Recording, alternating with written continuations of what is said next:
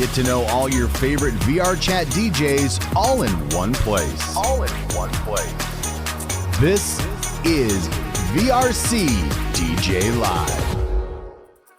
Well, welcome back to the program, and thank you all so much for your attention and your love for the show. Every time I come into VRChat, I'm always seeing the love for this program and the love for the people that are a part of the program and all of the guests that we have on the program as well.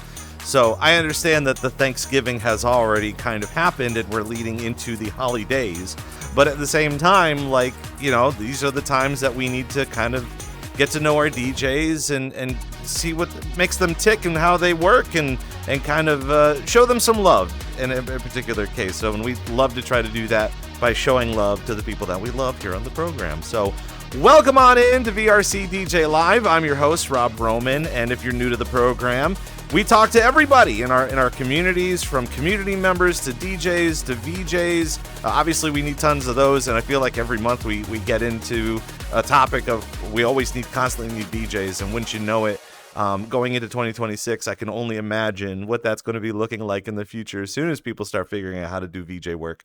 But we also talk with club owners and dancers and I've already said DJs, but of course DJs is just as equally important to the program. And so if you know anybody that would love to be a guest on our show in the future, or if you're a DJ yourself or a club owner, or even a member of the community, you want to come on and just kind of chit chat and talk about what we got going on in here, we have all of the forms for you down in the bio. And if you're watching on YouTube, of course, we have it in our bio in the comment section as well. So you can go and take a look at that. We would love to hear from you, to have you here on the show.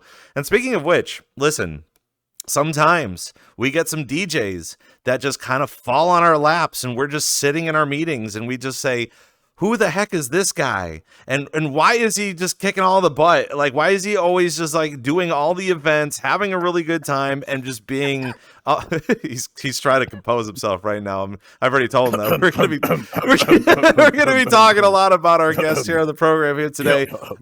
Drum and bass DJ and producer out of the Netherlands, taking over the VR space by storm with both his edits and spinning styles, and performing for clubs such as Unbeatable Music Club, Lost in a Vortex, The Dark Side, Sonar, plenty more. Please welcome to the VRC DJ Live Studios, Sickmund Floyd.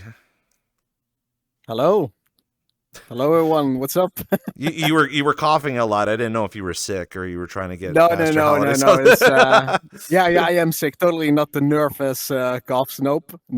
You know, it's funny too, because like we were just talking about how engaged you are, and you were so excited to be on the show, and you've been waiting all day, and it's really nice to be able to see you have a lot of supporters behind you as well. You know, coming in to see you. So tell us about how you're feeling right now. Like, I think you're the most energetic guest we've had on the show in quite a while.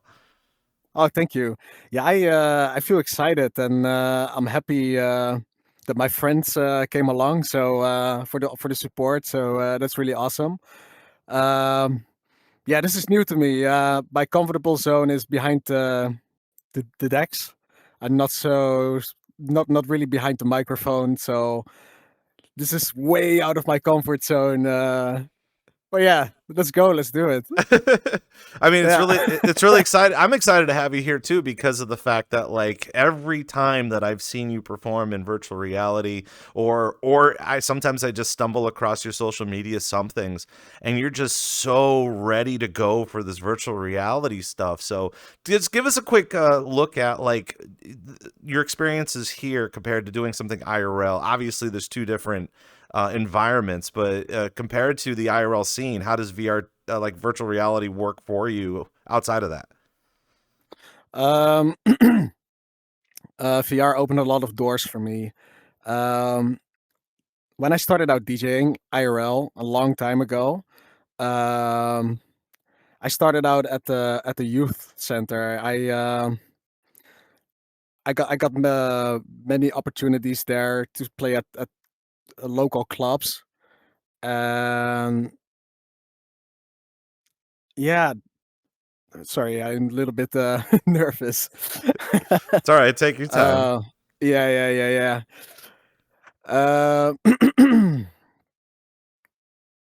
How VR compares to the IRL stuff.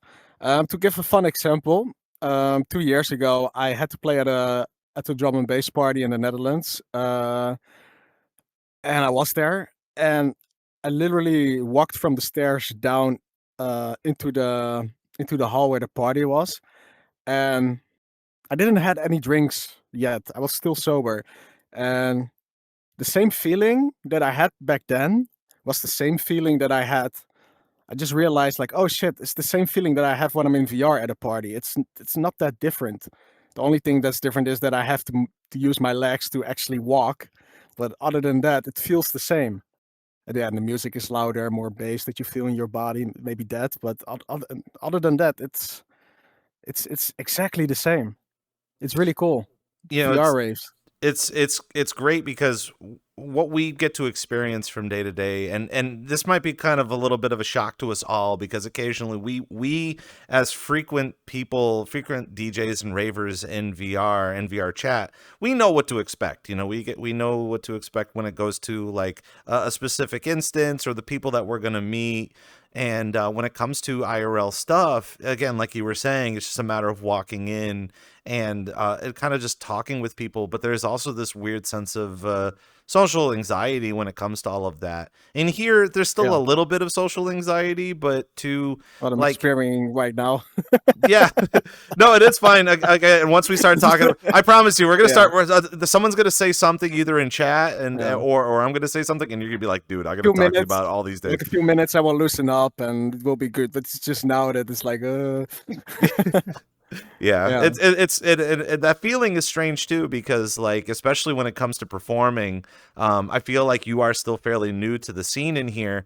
But let's break it down a little bit. So like, compared to like doing a first interview, IRL interview like we're doing right now, how did it feel to perform for the very first time in virtual reality compared to IRL?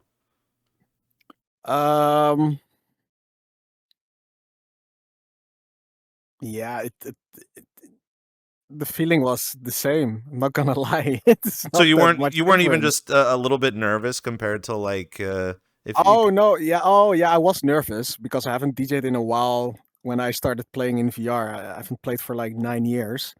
Um, the nerves got away like real quick, like within like 2 minutes or so. But yeah, no, the feeling is the same. I would say like how I started out DJing and playing all the IRL gigs. How I felt before and during my set and after. It's identical. It's actually identical.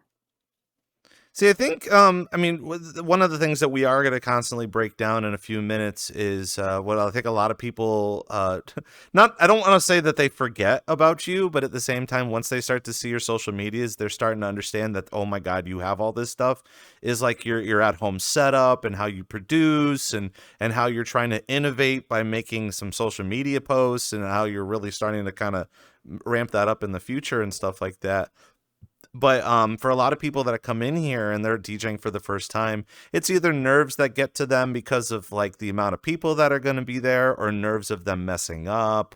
Or I know for me, my nerves end up being, what if they don't like the music that I'm playing? Because you have a Yeah, bunch of yeah, people yeah. just like, they're like, oh, this isn't happy hardcore, I'm leaving. And I'm just like, okay, well, I'm sorry, I don't do that for you. Yeah. Um, but when it comes to that sort of thing, like I think a lot of people outside of our community, when they are looking to kind of join in, those are it's just one of a barrel of things that they keep missing out on and trying to figure out, okay, do I really need nerves? Am I really doing this correctly? Are the people going to really enjoy it? So when it came to coming in here with the drum and bass community, this will be an easy one for you to answer, that's for sure. When it comes to Mhm. drum and bass in this community, what was something that you kind of learned right away that kind of puts your nerves at ease? Yeah, people come here just for music. They just love music. They don't they and the parties that I would say that's like a normal thing with the drum and bass community, also IRL. What I've seen, but not only the drum and bass community, I think the rave community in general, because I didn't play drum and bass I'm quite new with drum and bass actually. Um, but I was about to say, um, I would say it's more about just yeah, enjoying the music. The community appreciates the music. They come to yeah, for the vibes, for the music, for the party, and not necessarily about I want to hear this popular song or that popular song. It's this That's what I noticed. I think it's more like the rave community as a whole. That yeah, See, that's what it's I what I believe. really enjoy too, because while we do come in here and we have constant events going on, there's tons of DJs in here that love to perform, or they want to, test their limits of things and maybe try new genres and try new things. But this is the place to kind of do that. Like, if you were to go to an I IRL agree. club or an IRL bar and you're trying to be like, well, I heard this new music tonight, hopefully the people will enjoy it. That's a kind of a 50-50 of luck whether or not Yeah, it's going to succeed or not. And yeah. what's so special about this program, by the way, for those people that are here, you're more than welcome to ask your questions. We're sitting here for 2 hours with Sickmund Floyd, so feel free to drop your questions off in chat, and we'll try to get to them. I mean, we already have a couple of spicy questions from the peanut gallery back there, which is very funny. Oh, We we might as well start asking some of the questions. I know one of the first questions that we got was, "What's your favorite part of DJing in virtual reality?" my favorite part. There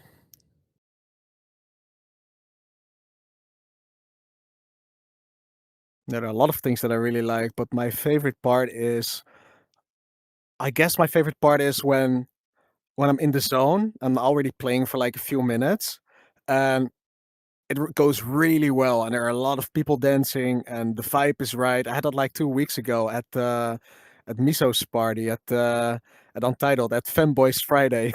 It's a funny name, but yeah, it was. I joined there, and I played after APOC, and there were like the whole instance was full already. Everyone was going at it like pop pop pop pop, and then I had to play, and the vibe was there, and I not gonna lie, I had little sleep. I was super tired, but the moment I went up there, did my set. Also, the first time that I streamed my POV as well, so people could see themselves on the screen as well, and what I did with DJ stuff. Um, yeah, it was so sick. Like my whole set long, people were crazy, were wild. Yeah, let's go, and that feeling just feeds me, and the DJing went extra good because of that.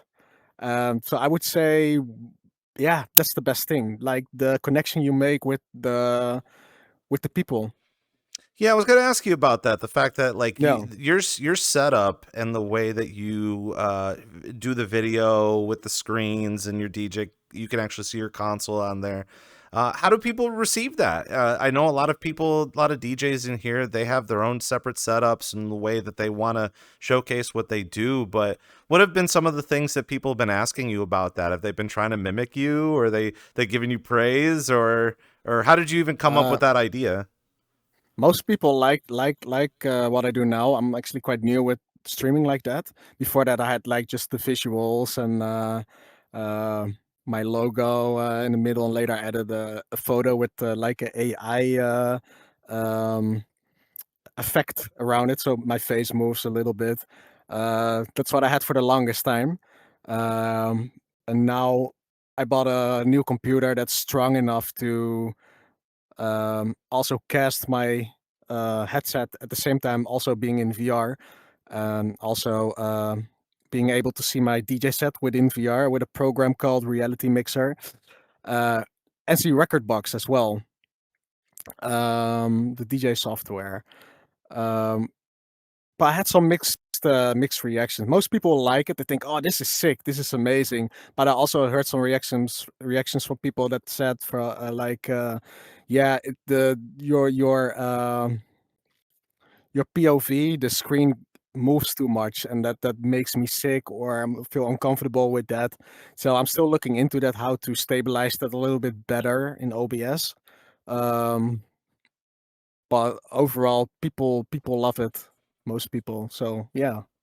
It's really hard to and I like please it. everybody when it comes to that sort of thing, Yeah, because it's either you really like that or you don't really like that. Kind of the same thing of like if you're going to be performing, not too many people like when the DJ does some talking or they hype up the crowd or something. But yeah, sometimes you got to do a little bit of hyping up to keep the energy I going, agree. because otherwise they're just Yeah, thinking, oh, he's not actually DJing. He's just for you to actually talk to, they're like, oh my gosh, he's actually chatting about something. Um, yeah. another That's something fan. that I want to do. That's something that I want to do more. Actually, talk a little bit during my sets. Just grab the microphone. Let's go. But yeah, I still have to grow into that. This is also new for me. It's like I like to talk privately, but when it comes to talking for a lot of people, it's yeah, Yeah, it's new to me. I was gonna ask you Out of my about that comfort zone. because, like, I mean, I get it all the time, and not again. This isn't the Rob Roman show. This is the VRCDJ live show. This is the Sickmund Mhm. Floyd show. But at the same time, I've had so many people approach me, and they're just like, "Oh my gosh, that Rob Roman guy and his like, you're in the mix with Rob Roman's voice thing." And I'm like, well, you remembered it, like if it bothers you so much, it actually it reminds you. But there's some people in here that do want to talk and say hi, or in the middle of the set, or hype up. What's your opinion Oh on yeah. that? I mean, we're going into a brand new year. Is that something that you think that most DJs are going to try to do? Um. Yeah. It depends. Some DJs are good at it and like to talk in a microphone. It's still for me something that I have to learn. But I do like it when DJs occasionally do that. Not the whole set, not every track. Like that's a bit too much for me. But like once in a while, sure, yeah, definitely. Nice. I know going forward, there's a lot of what ifs when it comes to 2026, and I don't know. Maybe we'll touch a little bit upon it towards the end of the at the end of the show. But of course, again, like I've said before, it's VRC DJ Live. It's a live program. You're all able to ask questions, and we were going to break it down. You could be asking the silly questions too. I know someone in the back was explaining that you're a robot avatar, and they were looking to see if you do other things with your robot avatar. And I'm like, hey, Oh yeah, I do a like, lot of things. I got the expansion pack, the drill machine. No, I'm joking. yeah, these are the No, no, these no, no, no, no, no. yeah, I was gonna say these are the things that like we learn about later, once you have that Sickmund ultimate, Floyd. like, hey No, baby, I'm let me show joking. you the backstage area and my Yeah, backstage yeah, yeah, area. yeah. Like, oh my gosh. Sexmund Floyd. I got many names. The Russians call me Suka Bladmund Floyd. Some people call me Shitmund Floyd. Yeah, sky's the limit. You see, you gotta make sure that none of those stick, because then you're gonna be stuck with a specific, Stickmund Floyd. you'll be Stickermund Floyd. Stuckman Floyd Yep, over here. Yeah. Stuckmund Um, Floyd. Yep, pretty much. I'm sure at some point in time it'll all kind of put together. Let's get back on track with Yeah, the yeah. idea of like um of the fact that, like, even before DJing in here, you've been making music and you've been producing and True. stuff like that. And one of the most fascinating things that anybody can do right now, especially in chat, is kind of take a look at your Instagram, kind of take a look at what you got on social media, because you have pictures of these really lavish kind of like setups. So tell us a little Oh, bit thank you. about, because I think a lot of people in VR know you as a DJ, but I think Yeah. not too many people know what type of producing you do. So why don't you tell us a little bit about that? Well, it's how it all started. I'm just gonna start from the beginning. I started at a really young age with music production. I was 9 years old, and there was a game on the PlayStation 1 called Music 2000. And it's not really music production, but it kind of mimics music production. It had like loops, and you could put things together. So it's like baby steps. But that's the thing that really got me into music production. Later on, I moved on to a bootleg version of Fruity Loops called Radio 8, Radio 538 Sample Creator.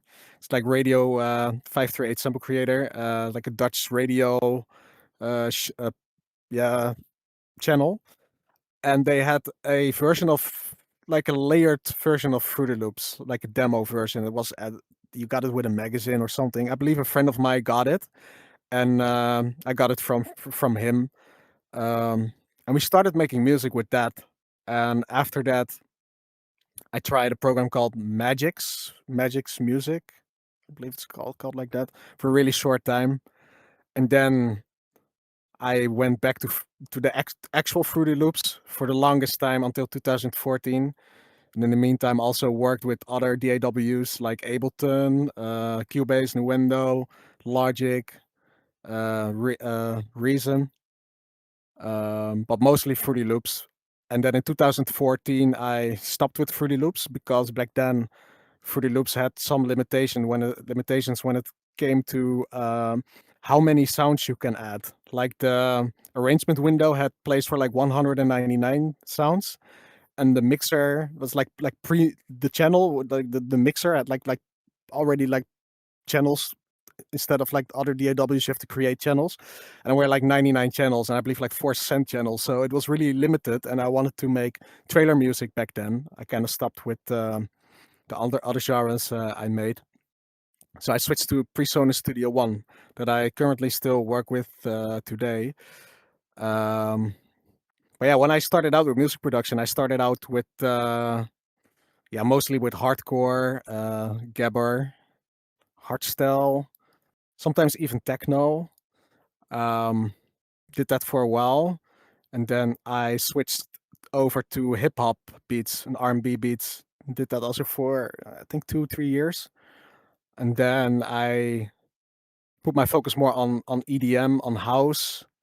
That side. Also tried some Latin house as well, and then in 2014 I decided to stop with all of that, and I made trailer music, film trailer music, like the orchestral stuff, and tried to learn everything about that, and yeah, just fully dive into that. And that's also the same time period where when I built my studio, I was watching videos of a composer called Brian Tyler, and I thought his studio looked sick with the red panels and the speakers like next to the panels. It was so sick, his studio. So I got inspired to kind of mimic that in like a lot smaller and cheaper.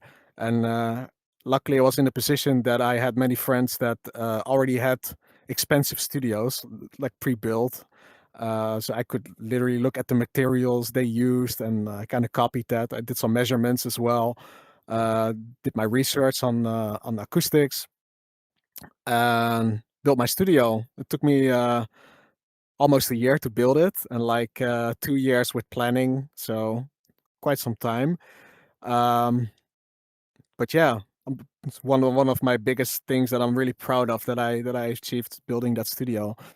Um, then I just fully dived onto film trailer music, um, and I was about to actually send out some demos, but then I saw some things popping up about Suno and later Udio, the AI music stuff. I'm like, oh fuck, no, no, no.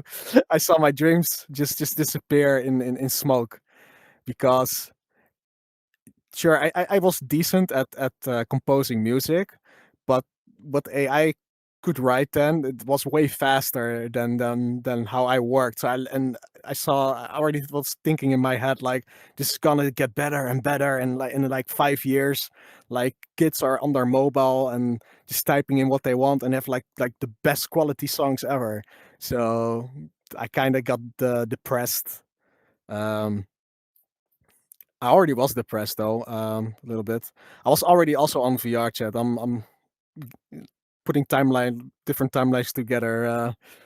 Um, but yeah, that's where I decided to fully focus on drum and bass and stop with trailer music. However, I do still use trailer music in my own music, like in the build up and breaks, to still have my own sound. Although I'm still developing my sound when it comes to drum and bass. I'm quite new to that. Um, yeah. Same with DJing. I stopped DJing when I was 24, 25 years old. I stopped doing that because most gigs I did back then were gigs where I had to open in clubs and I had to play stuff that I didn't really like to play.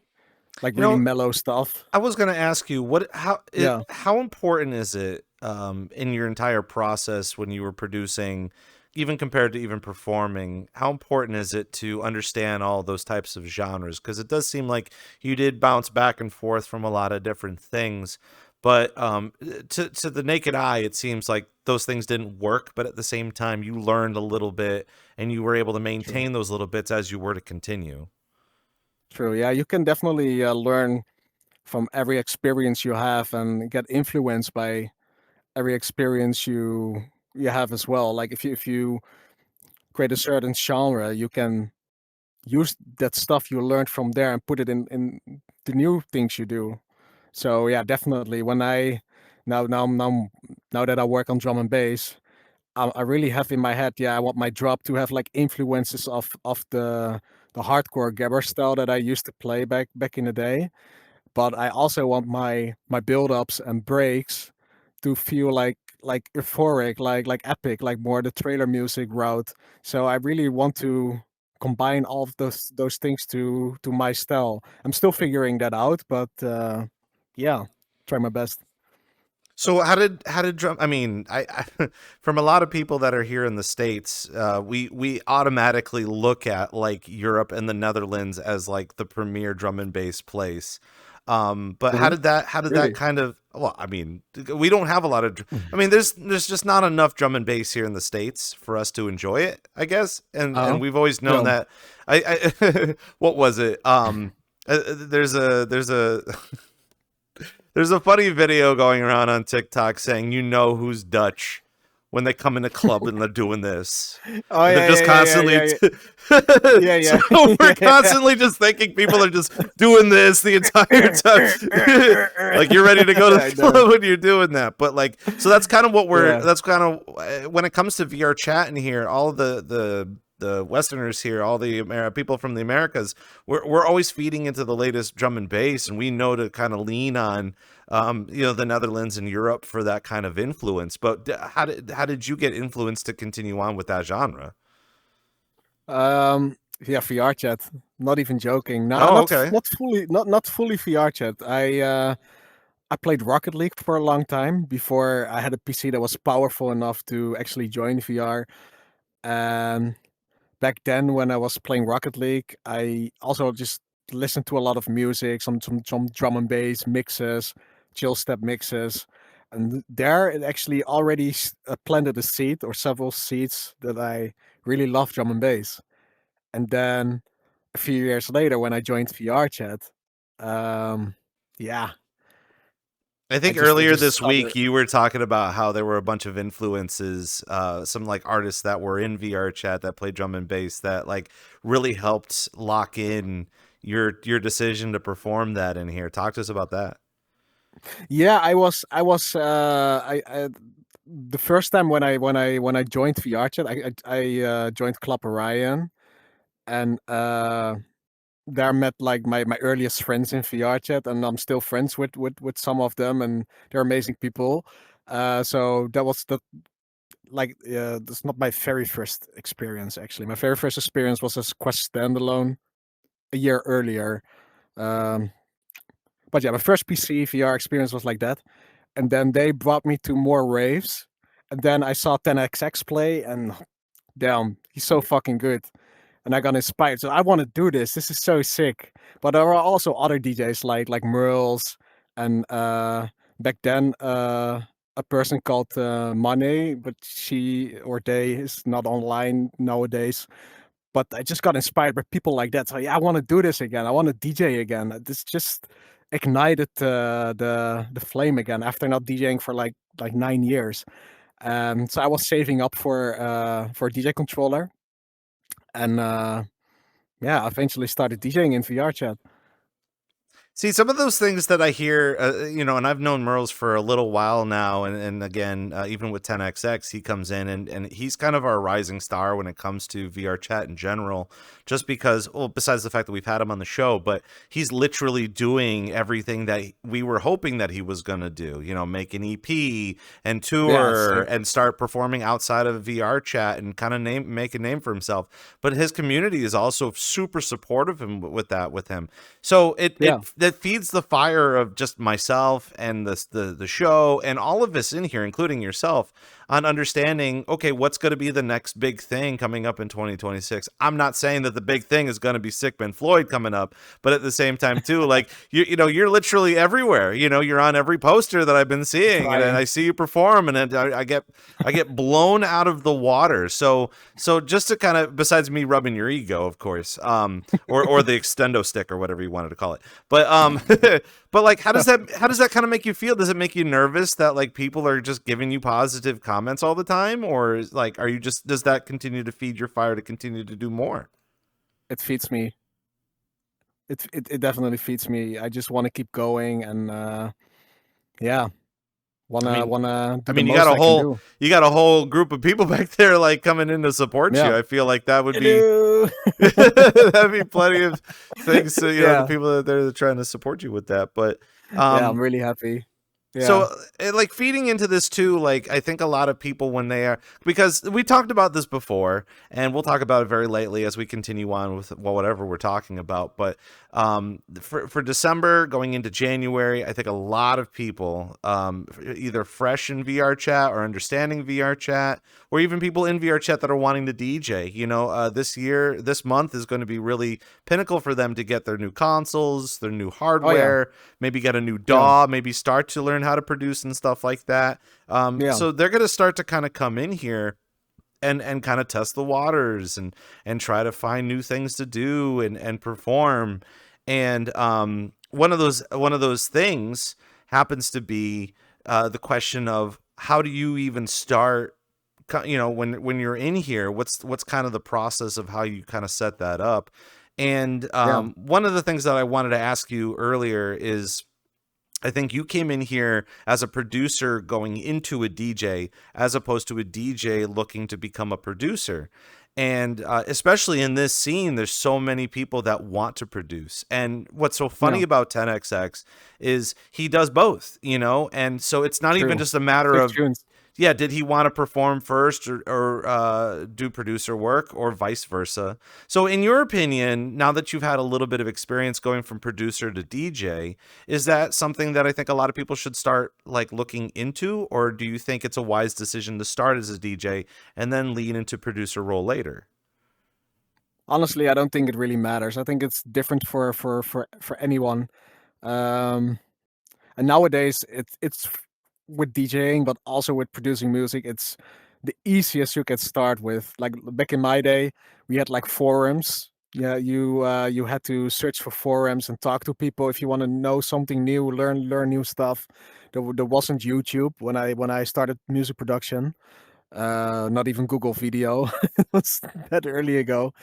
But nowadays, if you want to know something, you watch some tutorials on YouTube, and boom, you know it. Same with spinning. If you buy, for example, FLX4, great beginner controller to buy for the people that want to start DJing. Only $300, so go get it. Yeah. Just watch some videos on YouTube, some tutorials, and you can find literally everything on there. So just what the thing that attracts you the most. Oh, I want to start first with that. Just go for it instead of, oh, what should I do? If you like, what should I do? Just pick one and go for it. But don't wait. Definitely don't wait. Just pick one and start. That's my advice. What's the scene looking like for you lately? Is it getting a little too large? Do you find that there's too many DJs going on? Do we have a comfortable amount of DJs? Because we're gonna see it. We're gonna see it in the next couple of months. We're gonna have some new DJs come in, and with only like a few months of experience, it's claiming that like they're the best DJs, and I'm gonna be like, oh my gosh, not this again. Yeah. I think they're in VRChat. I think there's room for more DJs.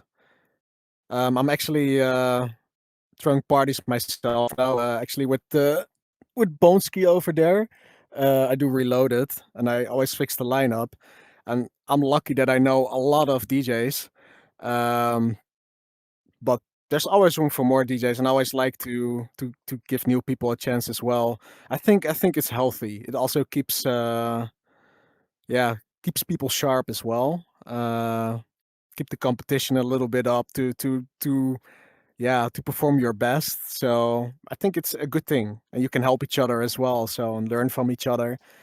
So yeah, I know going into I think it's again good. 2026, and these are the things that we continuously look into, and even in the past couple of months too, been seeing a lot of people. They're either starting their own clubs or they are Yeah. kind of new events happening, new weekly events, and hopefully they don't get to experience burnout the way everybody experiences burnout. But at the same time, Yeah. we talk about burnout just to make sure that we're all Oh, kind of careful and stuff like that. But it's fascinating to me to continue to see what people proactively want to do in here.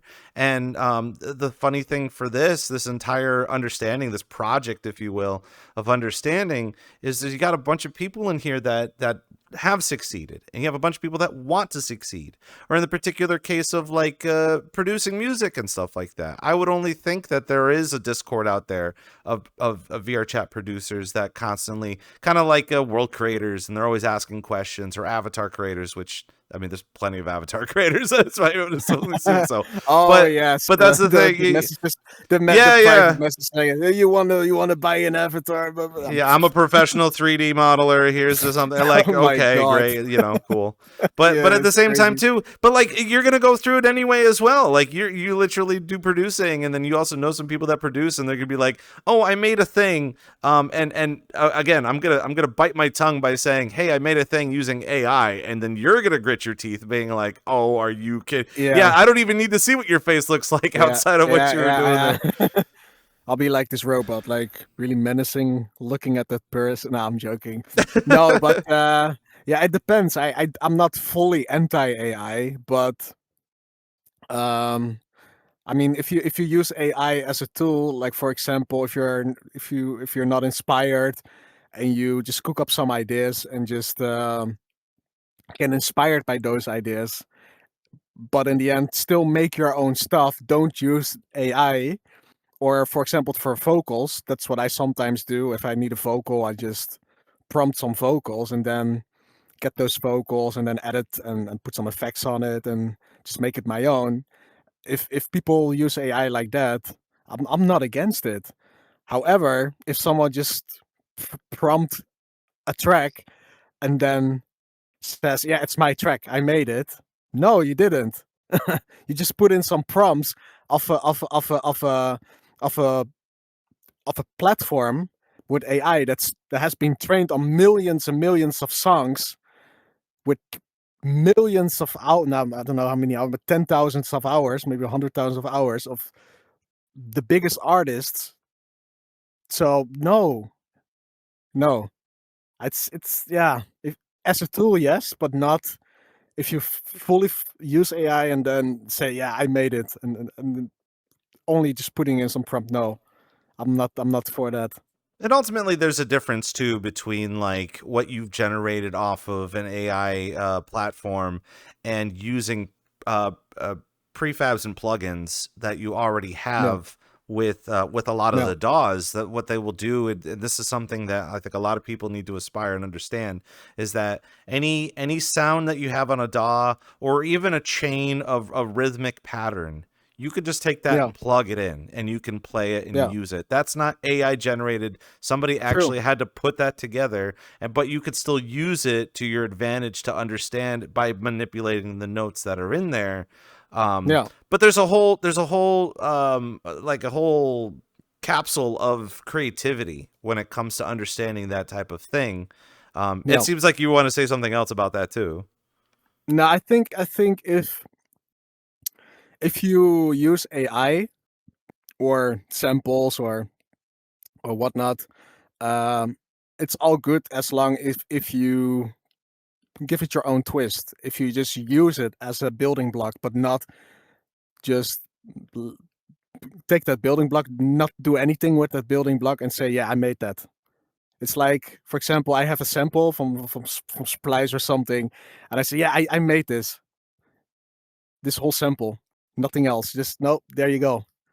That's not no, someone else did that or AI. So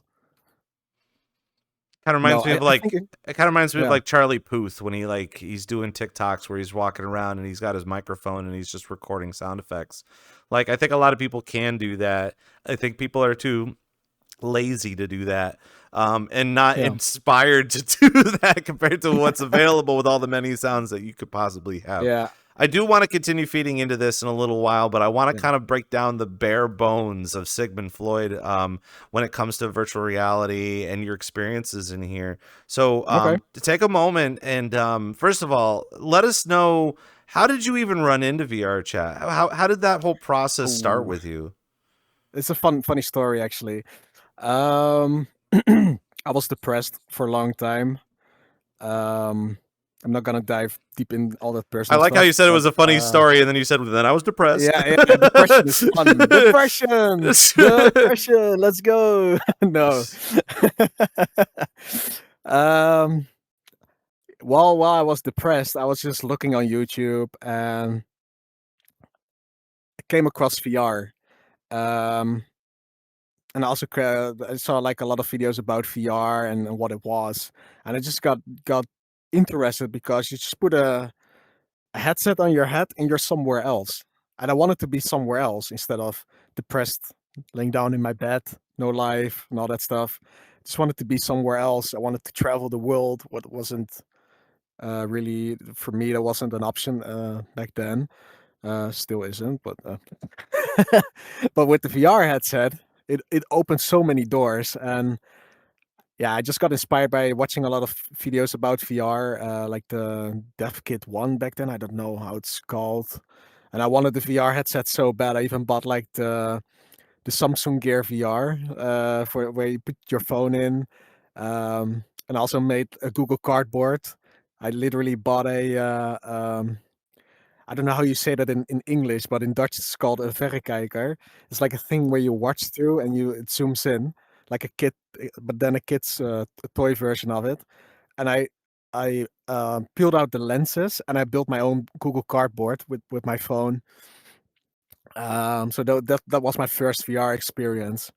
And then a few years later, I bought a Quest 2 for VR. And then I tried out VRChat. But yeah, back then I had not a good experience. I didn't know what to do. I went to the Black Cat and I saw little kids and people fighting with each other. And I think I was there for 2 days because I did like the idea that you could be in VR. And even back then for me, being in different worlds, that's just yeah, so huge. Uh, but I just stopped after 2 days because too many children, too many people fighting and all that stuff, toxicity. So haven't touched VR for a year. However, I did watch videos about Microsoft Flight Simulator, and I thought that was so cool, just being able to fly around the world and all that stuff. So I saved up for a new graphics card to play that game. However, when I finally bought that graphics card, um, I figured out that my PC was still a little bit too slow for for Microsoft Flight Simulator in VR. Um, but I had another friend that already told me, "Yeah, you need to try VR chat again, but on PC VR. It's so much better, so much different." So I gave that a chance and actually watched a lot of videos about Club Orion. Watched a lot of videos from VIA. Uh, so many things I've learned, and yeah, then I just went to Club Orion as my first world, and there I met my first friends in VR chat, and they helped me out. They tagged me along. I tagged along to them, so and that's where I learned everything very quickly, actually, and yeah, that's how it all started for me. So where did the flight simulator stuff kind of end up? Are you still doing flying in here, or I can actually play that game now. Now that I upgraded my computer easily, even, but yeah, I still want to do that, but just little time. I'm now super busy with a lot of other things. Now doing an interview here, which I'm super excited for. I'm actually more calmed down now, so more at ease. Um, Having 2 gigs tomorrow. Saturday I have 2 gigs, plus I have to host 2 parties as well. So yeah, there's not a lot of time for me to play Flight Simulator. Um, I mean, I'd hate to think but too that like, life of a superstar in virtual reality tends to be a thing. And part of the whole journey of what we're doing in here, it's like it's really fun, especially during the yeah, holidays. Everybody's on, everyone's drinking, having a good time, listening to some really good music. And I would hate to yeah. think that in January it just goes woof, and then just kind of everybody's like, okay, back to work, back to school. The holidays are kind of done, and then everybody's going to be like, oh my gosh, what happened to all this merry jolly whatever the heck we got going on in here? Yeah, yeah, yeah, yeah. But at the same time too, I mean, we've had talks with like Jigsaw about this too, where he's just like, Oh, nice. I don't understand how anybody can have 3 gigs a day, like being able to perform 3 times a day. Yeah. You're bound for burnout at any point in time, but you seem to be really enjoying, being really busy in here. Now, I'm not gonna lie, 3 gig. I did 3 gigs a day, even 4 gigs at one point, but that's too much. I had like 9 gigs in a week, like a few months ago, and it was like, no, I'm not gonna do it that much. Now I'm gonna just take 2 gigs when it's really important, and I can do it maybe three, but I prefer two. 3 gigs is too much. However, I do know a DJ, Corrupted, really good DJ from Lost in the Vortex. They are crazy. They do sometimes 5 gigs a day. It's insane. So respect. My head goes off. But I couldn't do that many gigs. Well, I kind of want to trail off a little bit on this too, and I want your opinion on it, especially because, like, again, you're starting to get busier. You're starting to see more people are getting busy too. We constantly feed on the idea of that this is a hobby. We're all in here where no one's making money. We're just doing gigs to Yeah, do gigs and practice and do all these fun things. There are some people true. that want to go outside of that hobby to be more professional with it, and the people that are Yeah. proactively performing in here, they're saving their sets and they're saving their posters and stuff. And now that I think about it, I wrote all this down for a little bit later in the interview. But I kind of wanted your opinion on it. It's just like, now that you're getting a little bit busier and you're starting to see more people getting busy with it, and the fact that over the past several years is that VRChat alone has been kind of ramping up to a whole nother entity when it comes to entertainment and being able to bridge the gap from just performing in here as a hobby with no money to potentially make some money during festivals or stuff like that. That would be Um, sick. where do you That would be where amazing. do you see just in this year alone that process of people performing and wanting to get better? Do you think it is a continuous rat race, kind of like to get to the finish to try to figure out how to do it, or do you think people are still trying to just be a hobbyist about it? Because again, like we were saying, keeping busy is one thing, but then it's a little overkill to be performing constantly. And Yeah. at the end of it all, I mean, that's great that you have a fan base. It's great that you get some attention, but there's no money involved, so there's no added promotion when you want to Yeah. carry on. So True. in your mind, I mean, you're starting to kind of taste the limelight. You're tasting all of the events and full events and all this stuff for you. How's that working out for you? Do you think that this is the right direction for you? Yeah, I think it is, because back in the day when I DJed IRL, I did get paid some gigs, but not much. I mean, maybe $50 or so.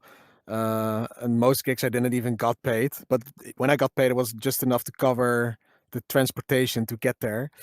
And I had to play what I didn't like most of the time, and open a lot of times for clubs, playing for like an empty venue, most of the times. So, but now in VR chat, it's different. Now in VR chat, I play 50, 80 people, sometimes even a queue. It's amazing, and most of the time people go crazy. They dance, they love it, they appreciate what I do, and that feeds me. So for me, that's already more than what I had IRL. Um, yeah, money. I did get paid once on a different platform, also in VR. um, but yeah, I really hope they did stuff like that will definitely happen more, and that it will be more available.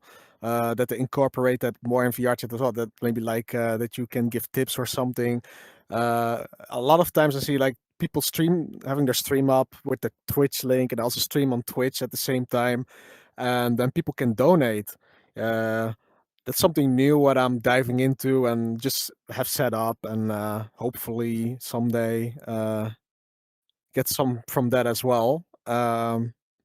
So that way, I yeah, if the money comes in, with definitely with something that I love and that I'm passionate about, yeah, definitely I'm really would be hoping that in amazing. 2026 that is also becoming a thing as well. And it's going to be tough because hard love is hard love.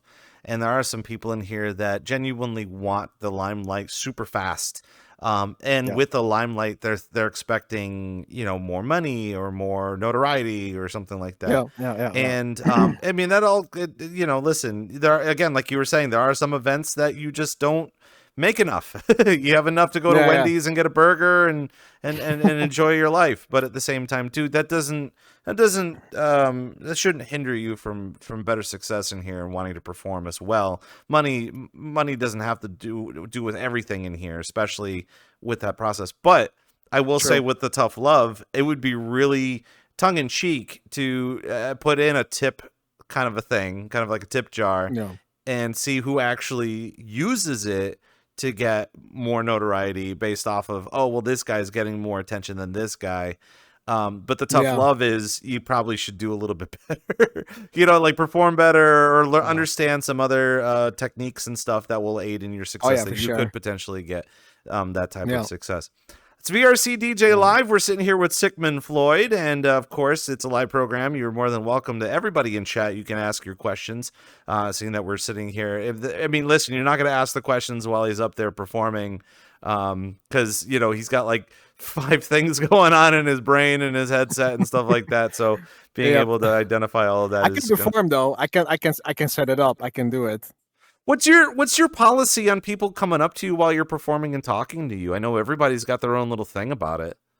While I'm performing and people talking to me, well, it depends. In VR, I don't hear them talk because yeah, I have that off, or yeah, I'm just doing my thing in VR.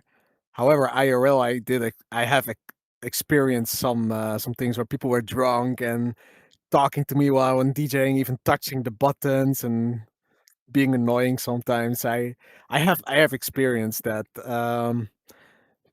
Till a line, I like it, but when they start touching my stuff or don't respect the my boundary, that that's a big no for me. But luckily in VR, it's yeah, Yeah, you can always just okay, block sure. someone if you don't like someone. You could just be like, "Psh, get out of my way." Yeah, that's easy. It's not that easy because when I DJ, I have my controllers down and use hand tracking, and I'm literally when I mix, I mix. I can't do other stuff because I try to mix as fast as possible to do the most amount of things that I could do. I don't like to do to wait when I mix. I always like to do something.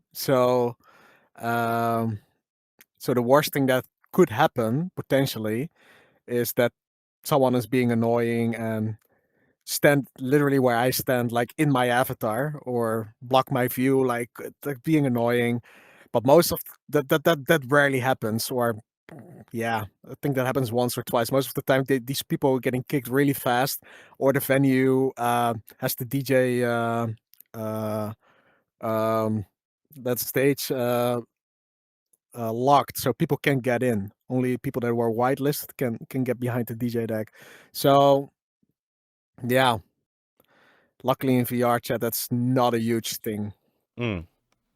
Now, let's take it back a little bit to get a better understanding. Because again, as I said at the beginning of the show, what we know in here is what we proactively know. We're constantly in here. We know what's good. We know what club etiquette is. We know We know how to deal with problems if we're around that. But there's still going to be a ton of people getting their new consoles, their new headsets, the new whatever. Obviously, full body's coming out. The new headset Oh from yeah. Index is coming out. It's all Yeah, coming, yeah, man. Um, yeah. so when it comes down to time when people are ready to come and perform, what is your opinion on the first couple of steps that somebody can do when they're fresh, when they want to come in here and either want to try to perform or get to know a community or do I guess a lot of people are saying doing pop-ups. Pop-ups are always kind of a thing. Well, how would you Yeah. kind of go? How would you go with that? If you were going to do like a beginner VRChat DJ 101 process. What I would do, and that's something I haven't done for the longest time because I might come across as someone that can talk a lot, but by nature I'm more introverted and a bit shy. But what I would say, just be vocal. If you want to DJ in VR, just go up to people, ask if you can play sometimes. Don't be too obnoxious, like oh, but just respectfully. And yeah, just talk to people and just ask if they wanted to give you a chance. Mostly open decks. A lot of times they're open decks at parties. You have to, yeah, most of the time you have to stay up till late. That's like yeah, something you have to like a sacrifice. However, if you do open decks and people hear you and they like you, they might book you. So definitely that. My story is quite fun actually. I was bored and I joined a friend, and my friend was chilling there with someone else, and we were world hopping, the three of us, and then we joined his friend. Showed Miso's World, the club owner of Untitled, and yeah, he told me about all the parties that made me so happy. Miso, and yeah, by I don't know how to describe it, but Miso joined when we were visiting his world during the week. Well, I believe it was Wednesday, and we were talking, and I talked to Miso. Yeah, I'm DJing as well, or I was a DJ in the past, but I want to do it again in VR. And then Miso said, "You want to play Friday?" So like, oh yeah, sure. So he gave me a chance, and from there everything went so fast.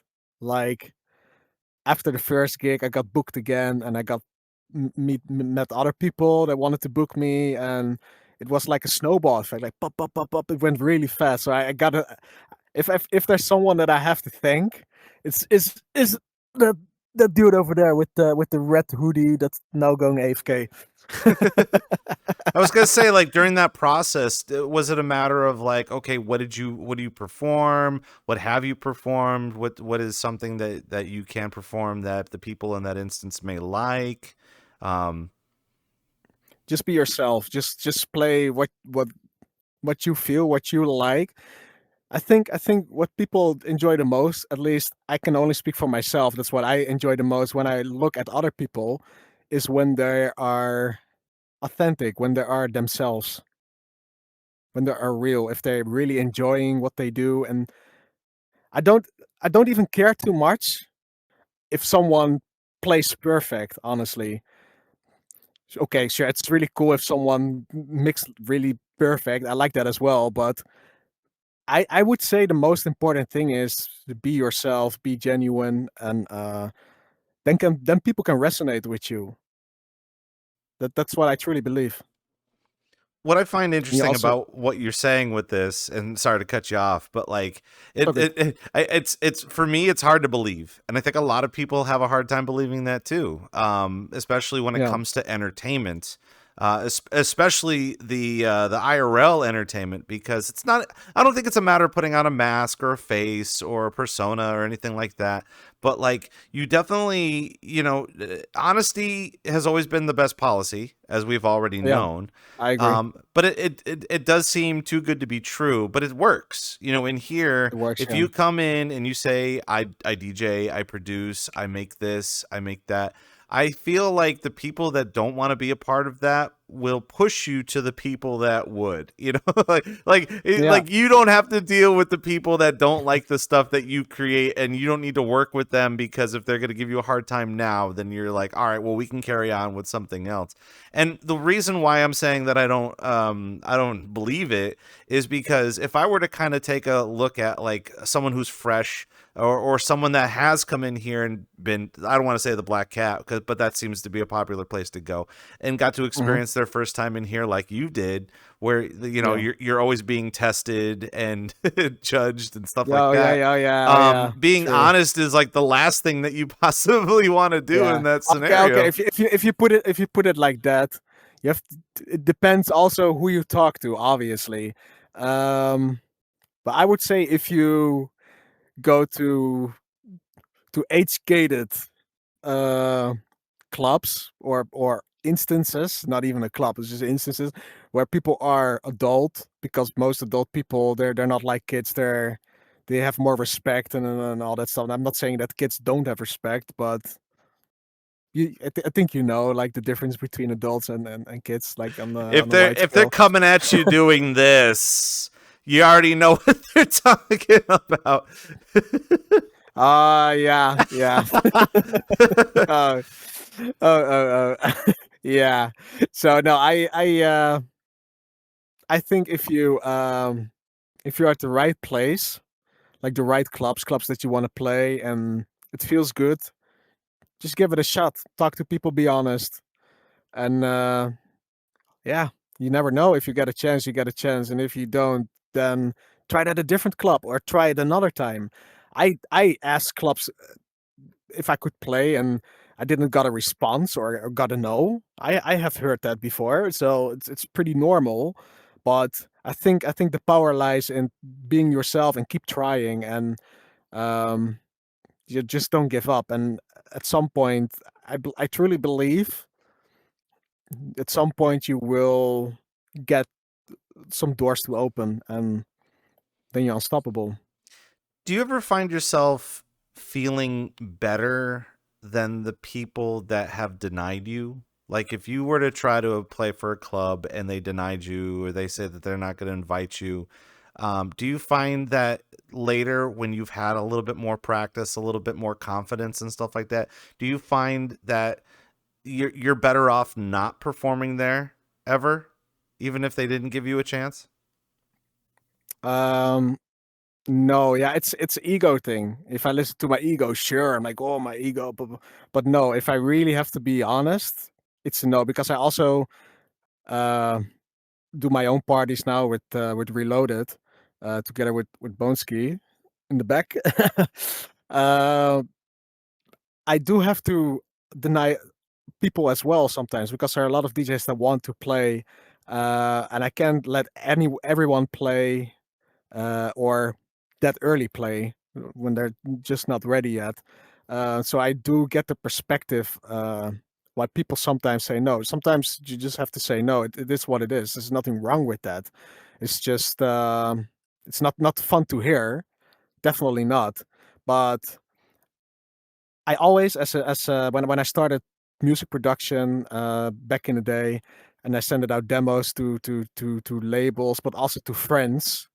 I got the hardest criticism ever, like all the time, tough love, and it can hurt, but it can also help you and make you grow if you put your ego aside and just listen to what they say or ask for advice, and they're giving that to you. That's a golden nugget. You can grow so much on that and develop yourself so much from that. So honestly, when I do something and I get some criticism, I actually prefer that over getting compliments, because that's the thing I can grow from. And I don't mean criticism like, "Oh, you're shit. I don't like," but literally like criticism that they explain why they don't like it or what could have been better. Do you think bad love can ever be normalized in virtual reality? I feel like when in VR chat, there are some sensitive topics or insensitive people or less Yeah. sensitive people. Do you think that we'll ever get to a point where we can normalize tough love and it be okay? I hope so, but everyone is different. Some people can handle that, and some people just can't. They break, and I'm in between that. I do feel it when I get criticized. It hurts, but I also have another side, like a rational side, and especially when I give it a little bit of time and I can process that, then I can see multiple viewpoints and can kind of understand why things are happening the way they happen. It's VRCDJ Live, and of course, we're here with Sickmund Floyd, and just kind of asking all the questions, and we're going to be getting into the juicier questions that I think a lot of people don't want us to talk about, Ooh, but we're going juicy. to. Yeah, well, the AI stuff, the stuff that, like, it's funny because we were talking about how, like, you're fed up with AI.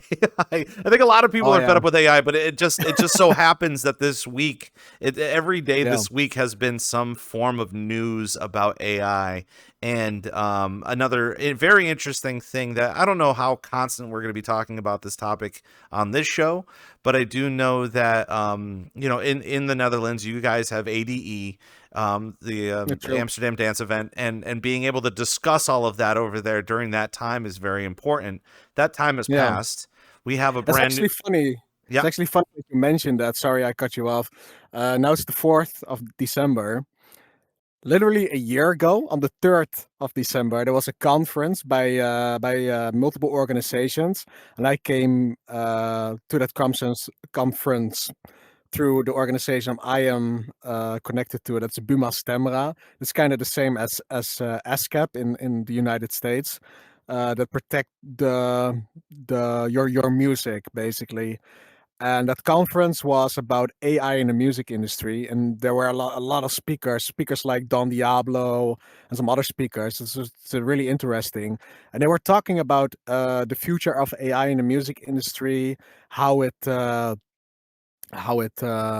the English word for it? Sorry, not a native speaker. Um, how it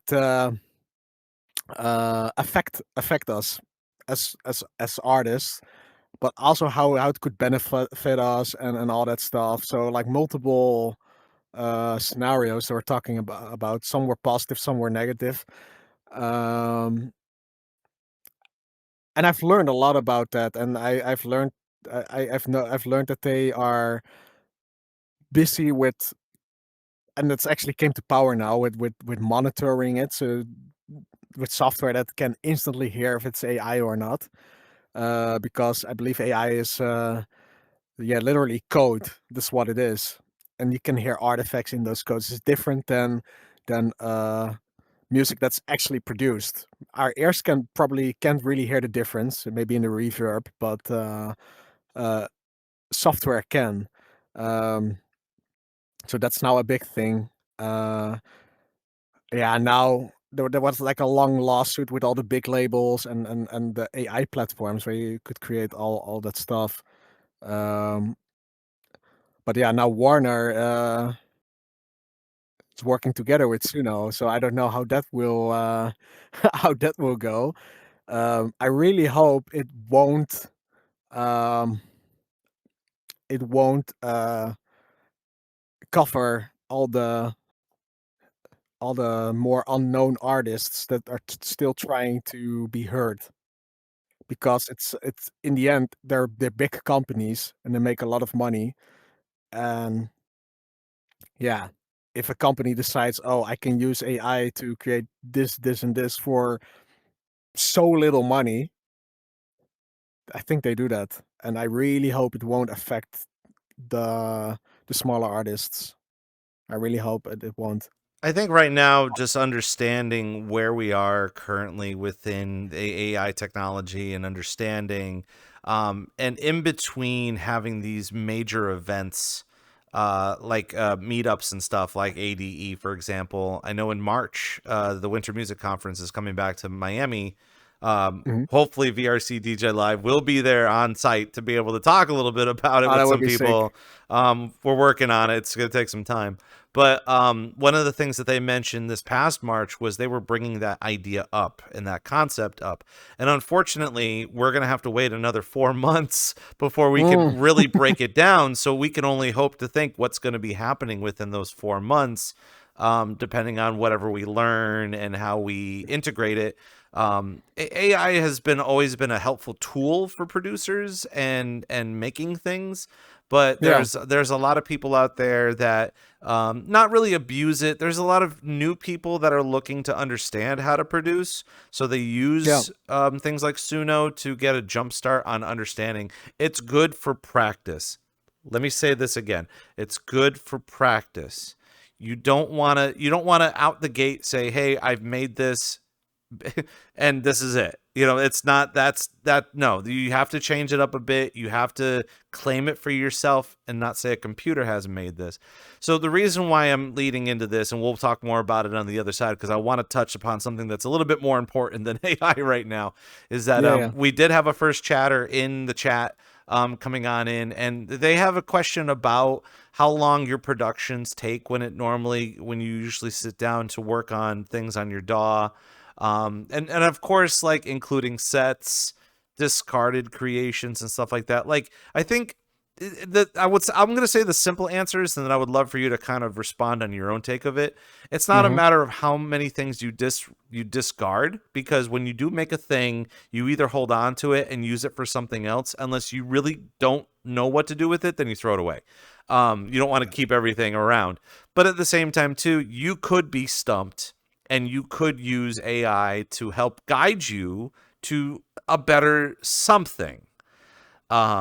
Now, when it comes to your productions now and how you use AI, how is your process in doing that currently?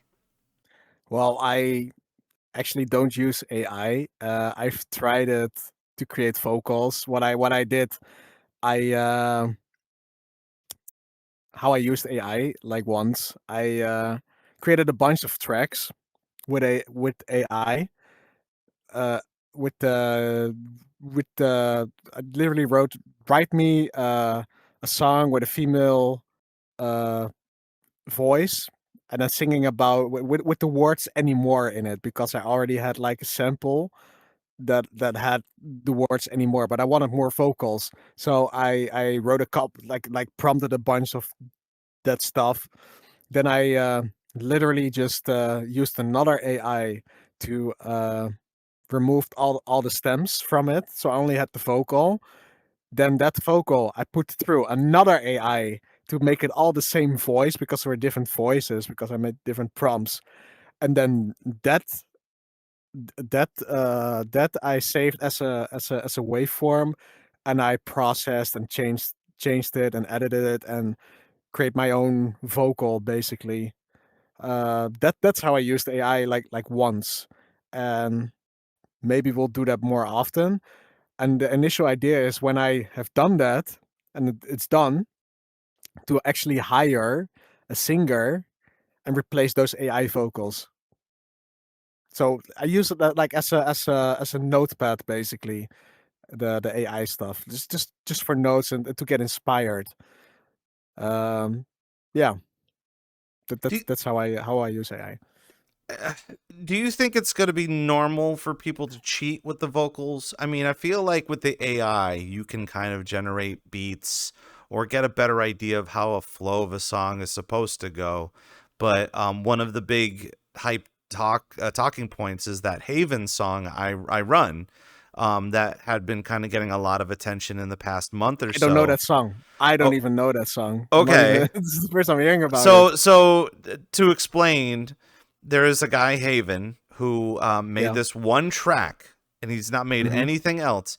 And the vocals seemed like something, I wouldn't say Calvin Harris would make, or like David Guetta would make, but it had its own like consistency that Yeah. resonated with so many ravers.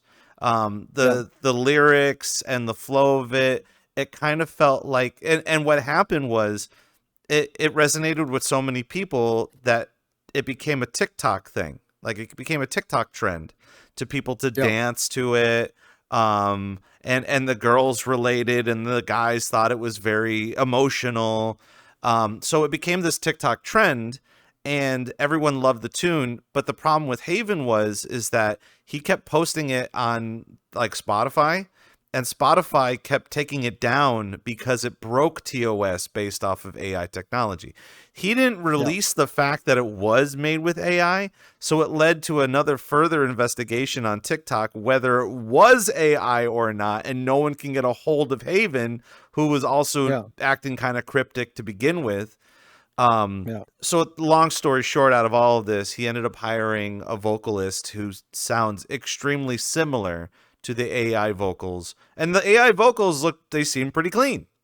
But the thing is that everybody, again, when a TikTok song becomes famous, you just go straight to Spotify, see if you can find it, put it in your list or whatever. Oh yeah. So I feel like that's kind of how a lot of this got started. People have been using AI technology in the beginning with too, but it always takes one person to make you sit down and think like, how many more people are writing tunes like this? That's gonna kind of ruin that process. Millions. I can already tell millions. No, but that's the thing. That's the software that I talked about earlier.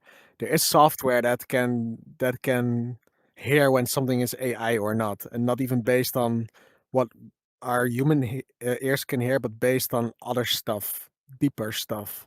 I don't know the everything about it, but that's just the software that can make that they can hear it. So getting back to more of your production and stuff like that, what is I mean, you've had plenty of experience to sit down and say, okay, I'm going to jot down an idea or I'm going to work on a project. What is your turnaround currently when it comes to generating ideas or even just producing a thing? To be fair, I'm not really a lot in the studio right now because I'm just busy with gigs and all that stuff. However, I do want to spend more in the studio, and I actually tested out producing music within VR, which is fucking amazing. I'm not even joking. It's so sick. The same way as I DJ with Reality Mix, I just make a cutout of my desk so I can see my whole desk within the VR space, and then I have my virtual screens. I use the Steam VR overlay. It's minimal latency. Like all my screens, I put them at the same position where my actual screens are, and boom, I have my studio in VR. It's so sick. So I'm so excited to play around with that, and make new tunes fully while being in VR, just with the headset on, just working in VR. And that's Actually, what I'm. Go ahead. Yeah, sorry. I also talked to Miss Stabby, also a DJ in VR, but she also is an amazing world creator, and she talked to me. She talked to me about that she actually sometimes working on worlds while being in VR, and then changing something in one of her worlds, updating it, then rejoining, and then kind of live see what she has changed, and that inspired me so much. Yeah, that's how I want to do music production. I just want to be inspired by when I get into like a nice world, this beautiful world, and just get inspired, and just make some music. That's I always get the most inspired by watching landscapes, or when I'm in the car or the train, I'm watching outside and watching at the sky and all that stuff. Those things inspire me the most, and now I can do that on a way larger scale in VR, real time, transporting my studio, not uh,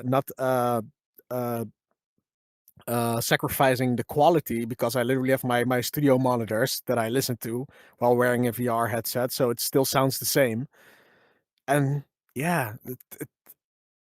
I can't wait to do more music production within VR. Yeah, I was That's gonna all I say can you say. sound like the type of guy that'll sit on a train with an Oculus on, just kind of doing this, and Oh everyone's yeah, looking at you weird while you're doing that. I don't give a fuck. I don't give a fuck. I am that guy. I don't give a shit. Yeah, you watch. As long as you don't steal my VR headset, it's safe. I'm good. That's the only reason why I'm not doing it. And of course, because I'm just scared that they steal it. we've had Miss Stabby on the program too. Again, she knows exactly what's up, and when it comes to virtual reality and Nice. doing all the very fun things, and she's so focused on that sort of stuff. And what I want Hmm. to try to do right now is kind of focus in on the future of what you're hoping to do with social media. And again, as you were saying recently, and again, I would love for people in chat to go ahead and just go and take a look at your social medias up on Instagram. Some really good examples of that up on TikTok as well, where you have your setup and then you have your screen and overlays. I feel like a lot of people, a lot of DJs in the future can learn something from what you're trying to attempt to do with Yeah. what you do with the setup and stuff like that. And who knows, maybe it'll be a whole new wave of things. But at the same time, you explained to me earlier on this week that that's something that you're passionate about and you want to continue to feed into. And to be True. honest, one of the many things that I have been learning with this program is that not only is social media free and people can use it all the time, but a lot of people in IRL festivals and companies, they're looking on Instagram. That's their number one spot, is to look on Instagram for all these social media things. For the music, they go to SoundCloud or they go on Facebook. Gross. But at the same time, Gross. at the same time too, like they're feeding in, not even into TikTok either. They're just constantly into Instagram. So for you to go ahead to not only showcase what you do, you're kicking a lot of butt in here with your performances, but Oh, being thank able you. to show that virtual reality isn't just a video game that you just join in and talk to It's random way more. NPCs, It's that you can way actually, more. yeah. So talk to us about that process of, talk to us about what you want to do with that.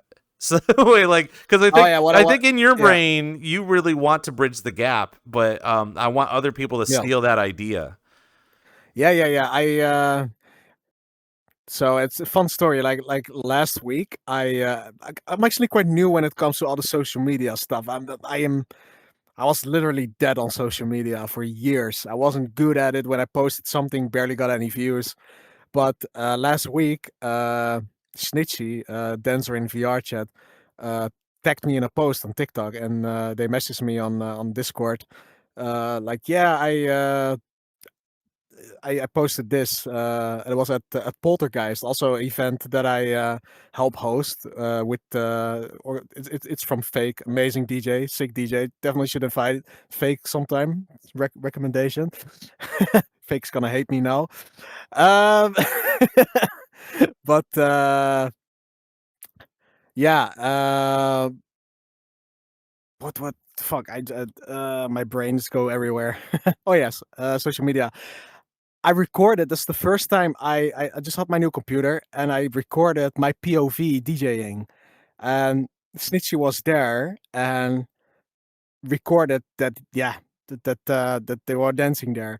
So I was like, oh shit, I have footage from this. So let's post it on TikTok. So I posted that on TikTok, and for some reason, I don't know how that happened, but it blew up. The video has more than 80,000 views in a week and almost 10,000 likes and so many comments. It's crazy. I literally went from 27 subscribers to more than 800 subscribers in a week. So it's insane. So from that day, I started to post more videos like on a daily basis. At least I'm trying to, and trying to be more focused on my social media and um, yeah, trying to finally do something with that. But what I want to do is I want to create more content where I mix reality with VR. For example, like there's um,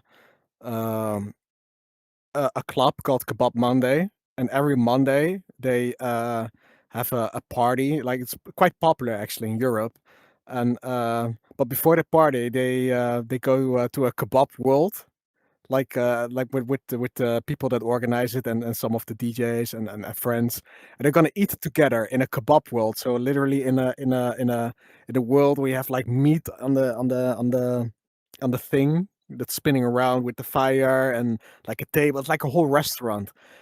And I literally used a reality mixer so I could see my IRL food, and I had kebab, put on hand tracking, and I was just literally eating with all of them, and it was so immersive. And I sometimes I still do that, like not every week, but Sometimes I just eat with them, and I just want to make videos like that. Just showing the IRL stuff you could do within VR. You can literally, if you work with a computer, you can work in VR. I can produce music in VR. I can DJ in VR. Like, the sky's the limit. You can do so much in VR within the VR space. It's amazing, and I I'm think the so I think the real sorry. question here is Yeah, that there's a lot of people that are kind of, I don't want to say that they're scared of technology, yeah, but the latest greatest technology. I mean, a prime example of this is the Apple Vision Pro. They made that a oh yeah, couple years ago. Everyone ate that up, along with all like the Cybertruck stuff. But they're walking around with this headset and they're doing augmented reality. It's not quite virtual reality, but it's not quite, what they're expecting it to be, especially with the price range. So I think that the common user that is looking to do virtual reality is instantly going towards the Apple Vision Pro, saying it didn't do well. I don't think the rest of this is going to do well. So, in yeah. your mind, now that you've had these experiences, how do you think we can continue to shape a more positive example with what we do in here in 2026 as we're continuously trying to bridge the gap to perform like VR DJ stuff IRL? Show people. I have a lot of friends that are in their 40s. I'm 35 myself. Um, that are not on VR and they're quite new to it, or they never experienced it. And I always talk to them. You should try it. Or sometimes when I talk to them, they don't understand it. They see it as a video game. I'm like, just put the headset on, experience it, and then you will know. That's the only. That's what I try to do. I just try to make. I want to make a lot of videos where I can just showcase this amazing platform we have and we share, and it's a beautiful thing. Come on, we can literally, we're in the same room right now, but you're somewhere in America, I'm in the Netherlands, thousands of miles in between, time differences, but we're also still in the same room. How amazing is that? That's possible.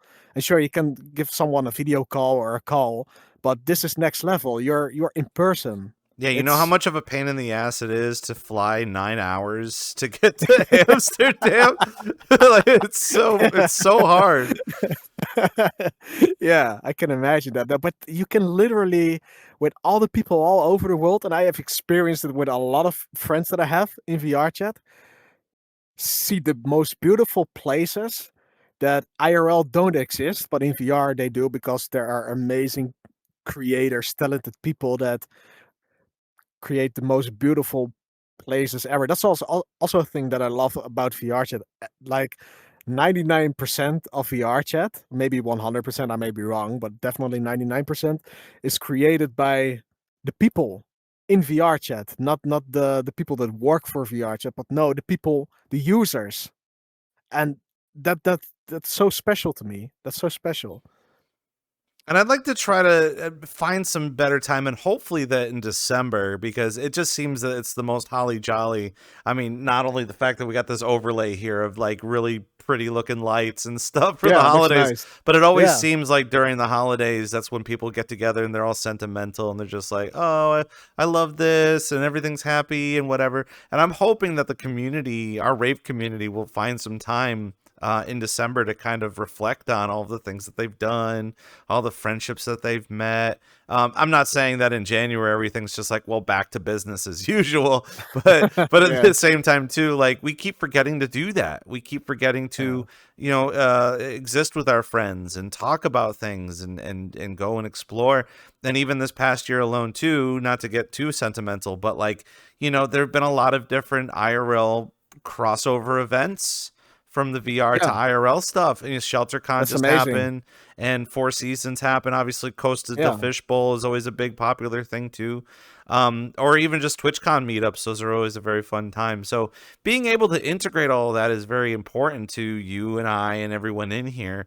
But I also do believe that there is another side of this that we can continue to not really push an agenda. There's no agenda, but it's just a matter of telling people like, look, doesn't matter where you're at, but you can come and hang out and kind of escape for a little while. I guess it's kind of like with the Yeah. movies, right? Like everybody used to just go Yeah. to the movies to escape for a couple hours. Here, it's Yeah. like 5,000 hours. Like people will sleep in here. Pretty You know, like I don't know. Yeah. I'm not gonna comment on that because I'm I'm doing that as well. I mean, I feel like this is the time to Yeah. ask if you sleep in here, but no, we're not Yeah. going to get to that questions. But of course, Yeah, um, I woke up in VR this morning. Yeah. that's what's up. Listen, the first time I got to Yeah. experience VR, I had a big box fan, and there was a world that literally had like a hill and a tree, and I used to just sit up against my wall on the floor with the fan on me as if I was sitting on like next to the Wow. tree in this field, and I'm like, what is this? Like Yeah. why do I feel It's like this is amazing. real? I'm feeling the air. What's going Yeah. on with this? But Yeah. continuing on with what we were talking I did about that too. I did that with roller coasters. I put a fan in front of me to simulate wind, and I was in like a roller coaster in VR, and yeah, I did Well, I it's like figured a similar thing. there Yeah. would be other ways for like flight simulation, like you said too. Like I'm not Yeah. saying that you have to do flips in your room to simulate you turning, but at the same time, you can't feel the air while you're in the cockpit either. But no, I totally get where True. you're at too. And until the day we have haptics, where everybody can wear haptics Oh. at club venues, and you could feel the bass on your chest, people be turning that up way too high. Uh, speaking more about the fact of like self promotion and understanding like creating these videos and stuff like that. I know self promotion is such a trigger word for a lot of people, Yeah. especially because like it's hard to come in here and like you were saying, being honest with it is super important. Coming in and saying I'm a DJ, I'm a producer. Not everybody can Yeah. vibe with that, but at the same time, they will push you on to someone else that could vibe with it, which we've already explained. When it comes to the future of self promotion, and I know again, I don't want to say that you're the leader in putting together these types of social media videos, but you are definitely aiding. Definitely not. Yeah, you're definitely kind of putting it together to a point where more people will get used to doing it more and an understanding of how to do it. And I'm hoping more people will do that. And I If I think you can want to see that too. But what are some other things that people can be doing to the future? if I can inspire people, that would be amazing. That I love that. Yeah. I'm quite new with the social media stuff. I started out by just promoting parties on Instagram, all the parties that I played at, by sharing the poster. Um, but now, with my new computer and new setup, I also want to make as many videos as possible and um, actually create more content, like on a video basis.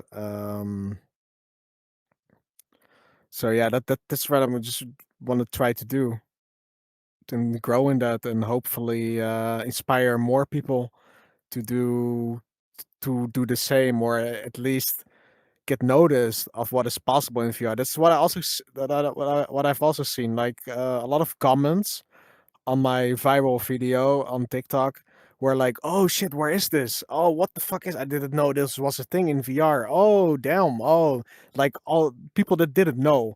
And some people are like, "Yeah, I'm gonna try this out," or can I join you and can I see this? And if I can inspire people to experience, yeah, this amazing thing that's here, then yeah, then I'm happy. I know you were explaining that you were talking to some of your friends or some of your more professional friends too about coming in here to kind of perform or do that. How's that been kind of going? Um, s some are really stubborn, not gonna lie. They're like, "Yeah, I don't wanna be in VR," or they have like a judgment, they're really judgmental. However, some of them are actually quite open. I wanna try it out. Um, so yeah, I'm just trying to get them in here and yeah, What about get what more about the people in. Dutch community? Do you find a lot of Well, people? I know a lot of Dutch people that are in VR. It's crazy. Sometimes, no, I'm not joking. Even last night, at Lost in the Vortex, I after a gig I played, um, even last night, I spoke with a Dutch person for an hour or like half an hour. Oh, you're Dutch. Oh, we kunnen gewoon Nederlands praten, and that means we can speak Dutch. It's so funny. So many times I spoke to Dutch people in English before we both realized, or one of us realized, oh, you're Dutch. That's insane. That's crazy. There's so many Dutch people in here. I know one of the things when I first went to Amsterdam, like I was so like wanting to go to Duolingo and learn Dutch, and then there was a bunch of people that were just like, please Neuken in de keuken. just speak English. Like don't even try it. I'm over there at like Schiphol, and I was like trying to figure out there's like 3 J's in a word, and I'm just like, what is like, how do you explain all that? But it's really neat that, again, in the process of being in virtual reality, to be able to do that. But you'll never really understand who you're gonna even run into as well. I think that we had a guest on a couple of months ago who was explaining that they ran into someone who literally lived down the street and they were here in VR, and it was like, that's so weird. Seriously, a lot of people that I know in VRChat, or that I've met in VRChat, a lot of Dutch people, they actually live close by. They live close by, and it's insane. It's people that not even 5 minutes from my house. It's crazy, and we met IRL obviously like many times. But it just shows how amazing and how big this VR thing is, and how connected people are. That you speak with all the people all over the world, and you're not even knowing that you might be talking to your neighbor, because it's that big. Although it And would it's be that weird to immersive. kind of go past your neighbor and you see them in their bedroom with their headset on and they're just sitting in a chair lumped over or something. I mean, I don't want to know what they're doing in their bedroom, but however, I did have my headset on a lot of times, just when I was just working in the kitchen, just doing some dishes or making food. I'm not in VR chat then, but just watching a YouTube video, like with the pass-through cameras, and neighbors walked by and they were looking at me like, what the fuck are you doing? What do you have on your head? I don't care. I don't care. I'm that guy that's sitting in the metro or a train with the headset on, doing all of this. Psh, psh, psh. I'm that guy. As long as people don't steal it from me, because I don't want to get robbed, I will do that. I don't care. That's so wild. We were having a nice little jaunty conversation in the chat, kind of taking a stab at your name again. I don't think we've even kind of brought down the idea of how you even came down to Sickmund Floyd. Well, it all started when I sat on the toilet, and I was first thinking about Sickmund Floyd. Okay, that's a joke. That one is for you, Bumptashi. No, I was playing Rocket League. I'll read the chat there as well. I was playing Rocket League a few years ago, even before VRChat, and I was playing with a group of friends, and we were all drinking and playing. And at some point, one of my friends was just screaming Sickmund Floyd instead of Sigmund Freud, like the philosopher. Later, that became, after I scored like a sick goal, like a double touch in Rocket League, like the ball hits the back post and then you hit it in. I'm not a high rank though. I'm low rank for all the Rocket League players out there. However, then he said Sickmund Floyd scores a goal, and yeah, from that day, Sickmund Floyd was born, and yeah, now I go by many names: Shitmund Floyd, Simpmund Floyd, Shitmund Floyd. The Russians call me Suka Bledmund Floyd. Drunkmund Floyd. I'm actually starting to feel the alcohol a little bit now. I started drinking, was a little bit nervous, I'm not gonna lie. But yeah, yeah, that's how it started. So how does that resonate with your production work? Like, I'm sure you've gotten to a point where you're like, okay, I'm going to make this into a brand, and I don't want to say that you get merchandise or something, but like, there's going to be like, I don't know if this is the type of avatar that you want to continue to use as your brand, or Oh yeah, for sure. talk to us about that, because there's a lot of people with different names in here too that want to kind of go down that route. I love this avatar. No, I when I joined VRChat, my first friend group in VRChat. We went to like one of them showed me a world, like a party world, but everything was locked. We couldn't use it. But it was one of the sickest world I've seen. I believe it's called Fusion. I'm not quite sure about the name. But it was so sick. It was the sickest thing I've ever seen. With a big stage and all the lighting, and it was like, whoa, what the fuck is this? It's like crazy. And they all had like demo music playing, like the standard stuff. But in that world, you could choose some avatars, and one of the avatar was a robot, like the same model as this robot. And it also had a head on, and you could change the faces. And it was my main avatar for the longest time. I really liked that avatar. And luckily, like 8 months ago, uh, I met someone, actually from Ravetopia, that was like earlier, and that person had this model, this robot model. It's like really hard to come by, apparently, and he sent it to me.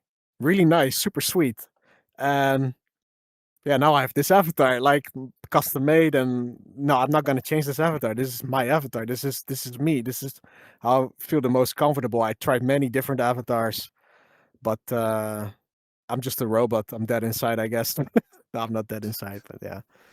So when it comes to like having your custom avatar, like I'm not going to say, listen, I've got the Christmas overlay on.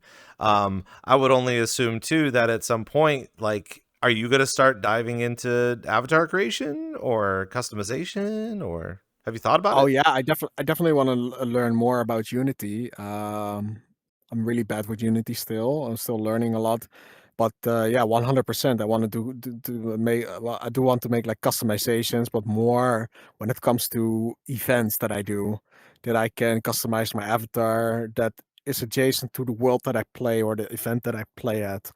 Um, and I also want to get into world creation as well. I think the worlds in VR chat, they're so amazing, and if I can make my own worlds at some point, that yeah, that would be so nice. You think that's one of the next steps when it comes to being a DJ in here? I know at some point in time, like it's an ongoing conversation, obviously, and it's not anything that like everybody has a direct way of handling it. But normally, when you come in here, you get the bug to start to DJ. You get the bug to try to make your own edits. You get the bug to try to make your own avatars. But just like any kind of content creator in here, you have to juggle a lot to have a good idea of what you really want to be good at. I mean, you can't just be like Jason Derulo and be a triple threat. You know, like Yeah, you like yeah, I dancing, get it. singing, looking handsome, and Yeah, having a sexy wife and stuff like that. So in yeah, your mind, you're starting to get a taste of all those flavors. What is it? yeah, Are you just going to kind of stick with DJing for now, or yeah. For what's me, the there are two future things. for you? For me, there are two things that I want to stand out in or be my best at, and that's music production and DJing. Only those two things. All the other stuff, I do see more as a hobby and things I just love to do, and just nothing serious. Just if I can create my own world, um, and and I like it. Yeah, it's good. And I don't have like I don't need the rewards you see in some worlds, like the R. I believe it's like a R, like you see them like in the organism world and like beautiful worlds like that. I don't. That's not my goal. Um, but it's more like a hobby that I want to be able to create my own worlds. Yeah. So the more important question, what are we looking forward to from Sickmund Floyd in 2026? A lot of music productions and a lot of gigs. Mo- those two Never gonna things stop, mainly. always winning. Yeah, always gonna go. Always, yeah.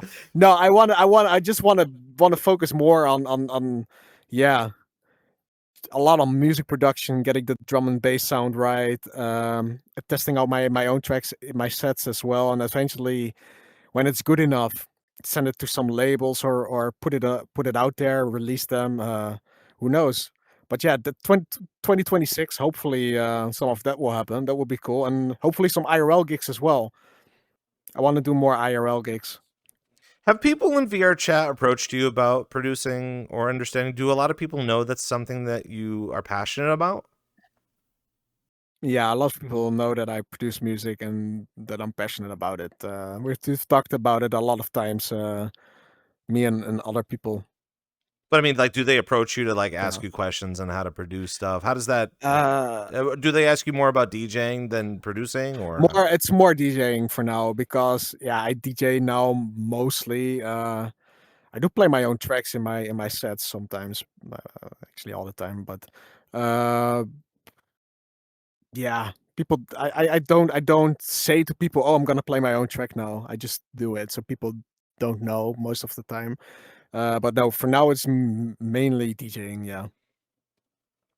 So, as we are kind of running out of a little bit of time of the show, we just got a couple more minutes left of the show. I do want to touch upon AI just a little bit longer, just because Yeah. there's so many things to kind of discuss and kind of shake up. And Hmm. again, one of the things, actually, one of the most recent things that came out of the news today was, I believe it was iHeartRadio.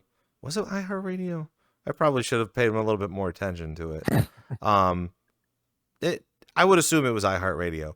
They basically they're going to be putting in a brand new system that showcases when a song is human generated. I like Um, that. and I like like that. that's a good way to start it. But I also believe that in a time where we're constantly fighting up against saying that AI is wrong, and I know we've said this before, where it's just like I think people need to look at it in a different light as opposed to just going straight up cancel culture on it. Hmm. Um, where do you think that? I mean, let's just break it down for the month because we're gonna. I feel like a lot of people are just gonna be talking about it this month. How else do you think we're gonna try to combat this AI business? Um, and I also don't want to be triggering too many people. I think all of this kind of started with the whole Italian brain rot, did it not? Italian. I don't know anything about Italian brain rot, Oh, then don't even look it up, dude, uh, because but you're gonna be talking about it forever. I really have to go to the toilet. Like I'm pissing my pants. All right, I'll be right back. Give me yeah, one give minute. yourself a moment. We'll talk. We'll talk. Yeah, I'm so sorry. I'm so sorry. Listen, we don't want to have that part of the Sickmund Floyd show. He's like right on the edge of trying to figure things out, but it is his Sickmund VRC. Floyd. Pissmund Floyd. It's VRCDJ Live, of course. It is a live program, and I'm glad to have everybody here in chat. And sometimes, you gotta go, you gotta go. And yeah, we should have at least told them to grab the bottle. But Pete Tong this weekend, DJing at Twitch Manchester next weekend, some of the stuff. Oh, but James Hype Crew. Yeah, and it's interesting because, like, we're about to talk about it. I think a lot of people have already started breaking that down. I know for Sickmund Floyd, we were talking a little bit earlier on during the show of explaining the being able to use AI technology in producing. And I believe that you should be able to use it as good practice. And no one, when it comes to producing, when it comes to DJing, when it comes to all this stuff, one of the things that doesn't get talked about so often is how often people need to practice and how people should. We don't talk about all the practice sessions anyway. We actually had a chat. We had someone, a first-time chatter in the chat, explaining the process of saying, "Hey, how does Sickmund produce? How much of that gets thrown away?" Most producers nowadays don't talk about that sort of stuff. They'll either take it and put it in the bank because it's just an idea. It's kind of like when you wake up from a dream and you write down all the things that you want to talk about in your dream or how you want to sing about it in your dream. But then there's some people that also want to use AI as a form of reinvestigation. The best way I can explain it is, what I would love to see VRChat DJs do sooner than later is I've used my personal bio on my website to go through ChatGPT because ChatGPT would give me the better verbiage that to explain how awesome I am compared to me saying how awesome I am. And again, that's a good tool to understand some of the fancier words that just aren't in your vocabulary from day to day. And when it comes to a great example of this, and now that our piss boy is back, from hey, not all PP times are poop. No, we're not going that. But a great example of this that I think a lot of people keep forgetting about is Whitney Houston's "I'm Your Baby Tonight." That song has such a swing to it, and for its time, you don't have a lot of people using vocal ranges like that with a rhythmic pattern like that. Whitney Houston also broke down at the time of, I mean, it was an era thing, but it was a time where like you could change the key of a song towards the end of the song that I think a lot of people just don't do anymore, just because either A, they're not musically inclined, they don't know how to actually put it in those I love that patterns. actually. How like it And changes a key and you're like, oh my gosh, it's a whole brand new thing. and trailer music, they do that a lot of times as well. When I listen to trailer music, and I'm not at that level, far below that level. One of my favorite composers is Thomas Bergerson, and he always does that in his compositions, like introducing like new keys. But he does it in such a subtle way that in some songs you don't even notice that the key is switched, that the root key is different later in the song. And sometimes he does it like 3 or 4 times in one song. That's crazy. I mean, people And it's look at so the circle of yeah. fifths and they're just like, I don't understand this. But once you start learning your circle of fifths, then maybe you could start implementing it. Yeah. That's what I do with DJing as well. I always because I don't want to DJ in the same key the whole time. I always look at use the circle fifth to see what I can do to build to a certain key. Sometimes I'm just like fuck it and just do a backspin and just play a track in a new key. But yeah, I do like to use that. I can't even begin to Easter. tell you that like there have been many times where people ask me how quick I can backspin, and I'm just like, there's other effects that you can use. You can't determine your DJ skill based on how fast you can backspin. I'm a really fast backspinner. Now Yeah, I'm joking. you're a professional. You just kind of leave it with that, but that's definitely it. But yeah, I mean, understanding AI technology in the future, and we have to keep this in the back of our heads all of the time, is just you're going to use it for practice. Do not feed into people that are using it for financial gain. I mean, I guess if you're using it as a subscription service, which they're starting to do now, I know Warner Brothers, they're looking to implement some sort of a financial basis so you can take the stems and you can manipulate the stems, and that's all great, grand, and good. But it's so hard to continue your career with that crutch. We shouldn't be calling it AI. We should just be calling it a crutch from now on, because I think a lot of people, you can be sympathetic for people that have crutches because they just came out of the hospital or whatever, but there's only so long that people can be walking with crutches until you're saying, okay, maybe you should lose the crutches. Yeah, I agree. I totally agree. No, Sickmund Floyd, that's what we're going to call you now? Great. Sickmund Floyd. Yeah. Backspin Floyd. Backman Floyd. It's Backman, just I'm literally I'm closer to Drunkmund Floyd right now. Cheers. You you should honestly just become your own meme. It's just so much easier that way. I am my own meme. I am. People know. It's too easy. See, that's what you're going to be looking forward to in 2026.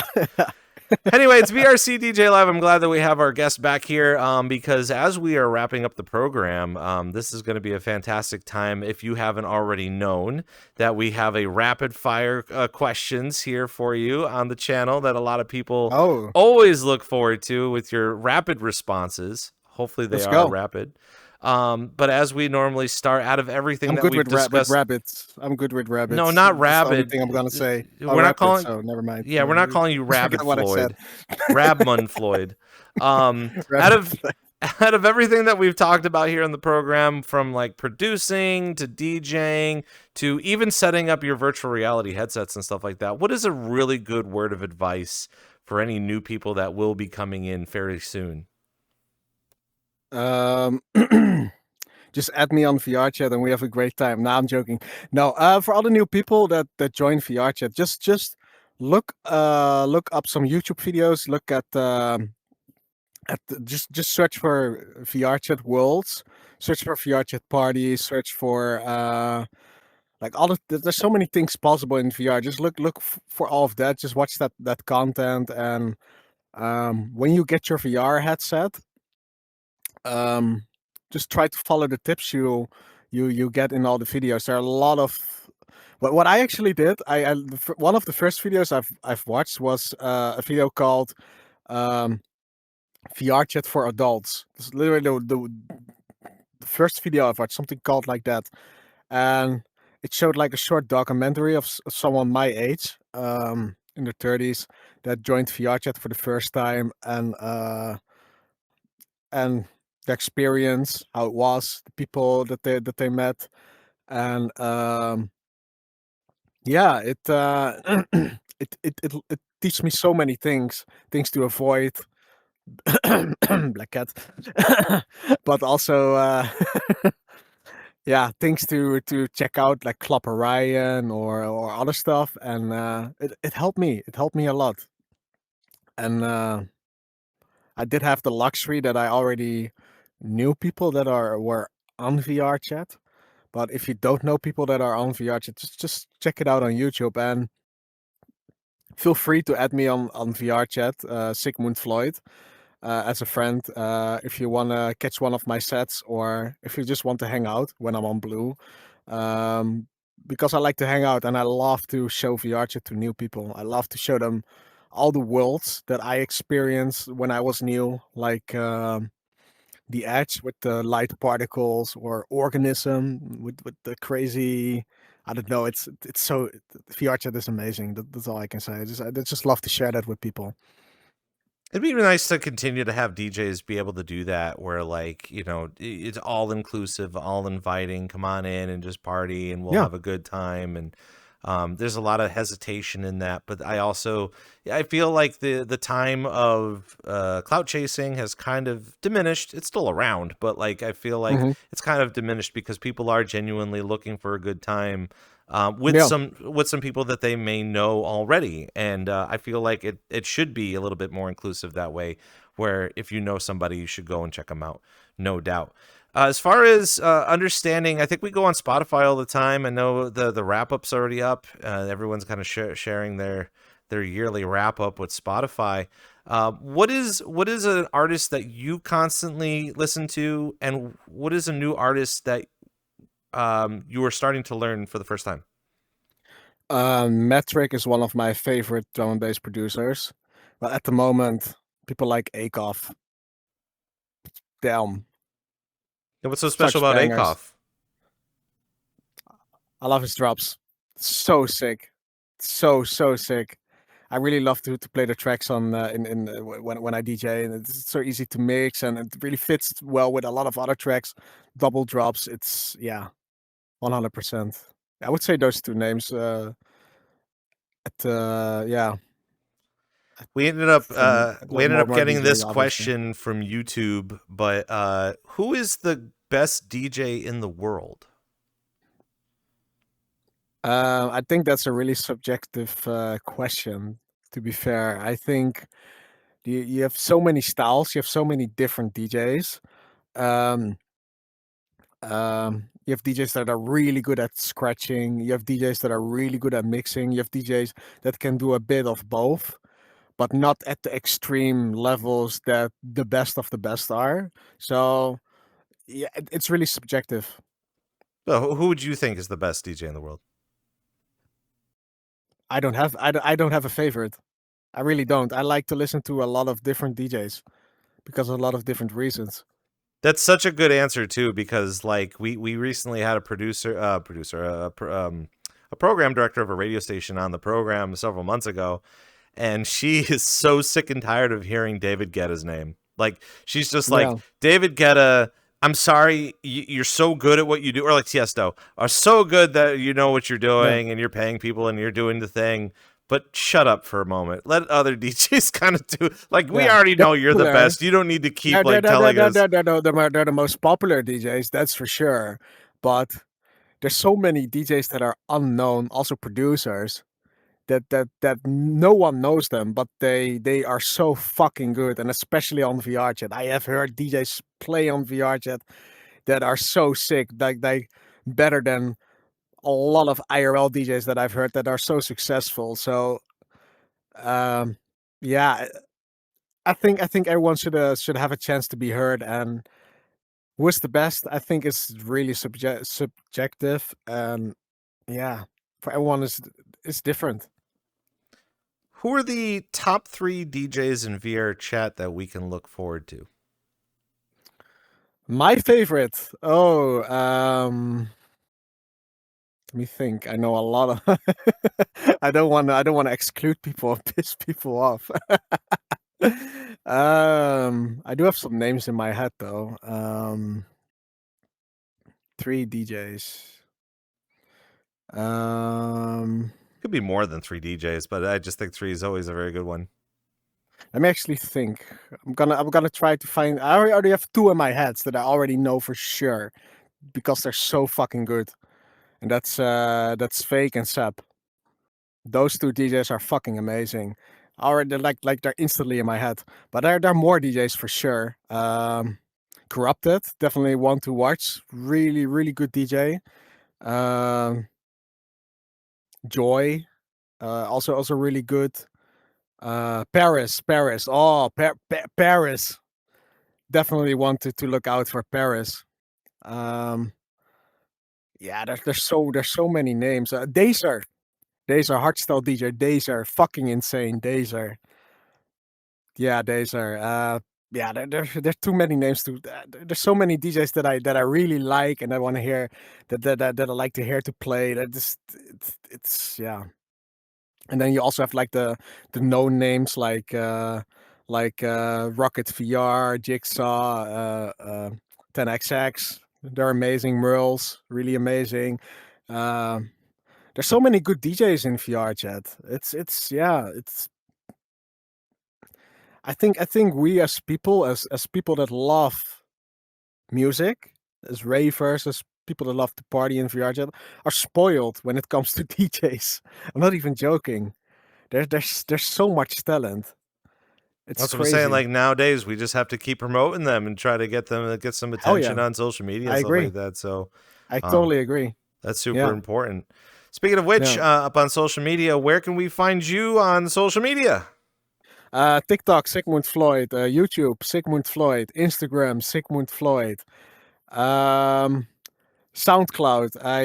I will post stuff in the future on SoundCloud. I only have 1 track posted now publicly, but also Sickmund Floyd. X Sickmund Floyd. Blue Sky Sickmund Floyd. Although I do have to find my login for Blue Sky. It's a different story. You got to do Oh like yeah, a and I'm also you got to do like a I'm fan also base social media like Sickmund Floyd or Sickmund Floyd. Yep, I'm gonna do that. Yes, Shitmund Floyd. I'm gonna do all of that. Yeah. I'm also busy with actually Boonsky is helping me with that in the back with a Discord server. I'm also setting that up as well. Hopefully this month or the beginning of next year, I'm gonna put that online and invite everyone. So yeah. That's a good idea, especially going into 2026. You get a lot of new fans to come over, and you're gonna have to figure out what you call your fans. The Simp Moons. The Sickmunds? Oh my gosh. The Simp Moons. No, I was joking about that with some friends a while ago, but now I'm a little bit tipsy, so I'll just blur it out. Yep, Yeah, it's canon now. Everyone's gonna happen to be that. Yeah. All my friends are the Simp. No, I'm joking. Oh my gosh. Well, we definitely have a lot to look forward to, especially with you coming up this year. Obviously, we want people to take a look at your social media. So obviously, we want to wish you good luck on that and hopefully some really good stuff in the new year for you. I hope so. Yeah, that would be amazing. I hope so. And the same for VRCDJLIVE as well. This is really amazing. What the whole team, you, but also the team behind me, don't forget them, are doing here and giving people a voice and a platform and to share all that stuff. It's really amazing. I really like it. We're just here for therapy. I'm like a therapist, so we're just like, so how does that make you feel? And then you're like, wow, let me tell you, Rob. I mean, I need some therapy. I mean, I'm just coming out of a depression, so that's the best therapy. I think therapy is good. I think it's like going to the gym, but for your emotions. like getting a hold on that, like instead of getting a hold on. So it's like a similar thing. Sure, we'll get it done here in VRChat, but that'll do it for us for VRCDJ Live. Of course, for all of you that are following us here on the Twitch, you'll be able to see all of the highlights and the VOD later, the replay up on YouTube at VRCDJ Live. We've got our full lineup for you to take a look at on X and Blue Sky, including hopefully our next guest. We're going to be talking with them. They seem to be having some sort of a scheduling conflict, but we will let you guys know all about that up on social media. Hopefully our next guest next week will be talking with homie Dougie over at the Rave Factory, as they've just obviously been killing it this entire time.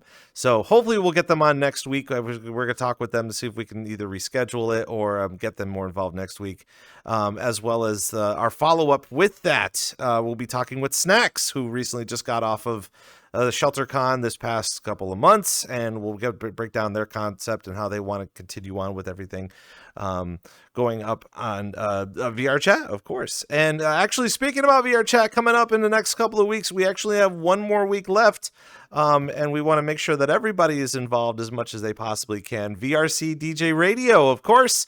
If you're a member of the VRChat DJ community and you want to submit a 45-minute mix, we are going to be airing VRC DJ Radio live on Christmas and on New Year's, and we want to be able to showcase as many people as we possibly can. So you only got a week left. The submissions end on the 7th of December, so just a couple of days away. Hopefully you'll have 45 minutes to be able to put together a mix. Lest you can't, then, you know, we'll see how that goes. But of course, we've got plenty more things coming up our way up on Instagram, and hopefully we'll get a TikTok at some point in time. You should definitely should do that. Then I can tag you the VRC DJ TikTok instead of only you. Well, we got to figure out more things to post up on Instagram and TikTok, which we have a couple things in mind. So hopefully, just again, make sure you follow us all over the place. We have our link tree available for you at VRCDJLIVE. So for our guest, Sickmund Floyd, and our staff, VRCDJLIVE staff in the back, I'm Rob Roman. Thank you guys for coming by, and we will see you next time.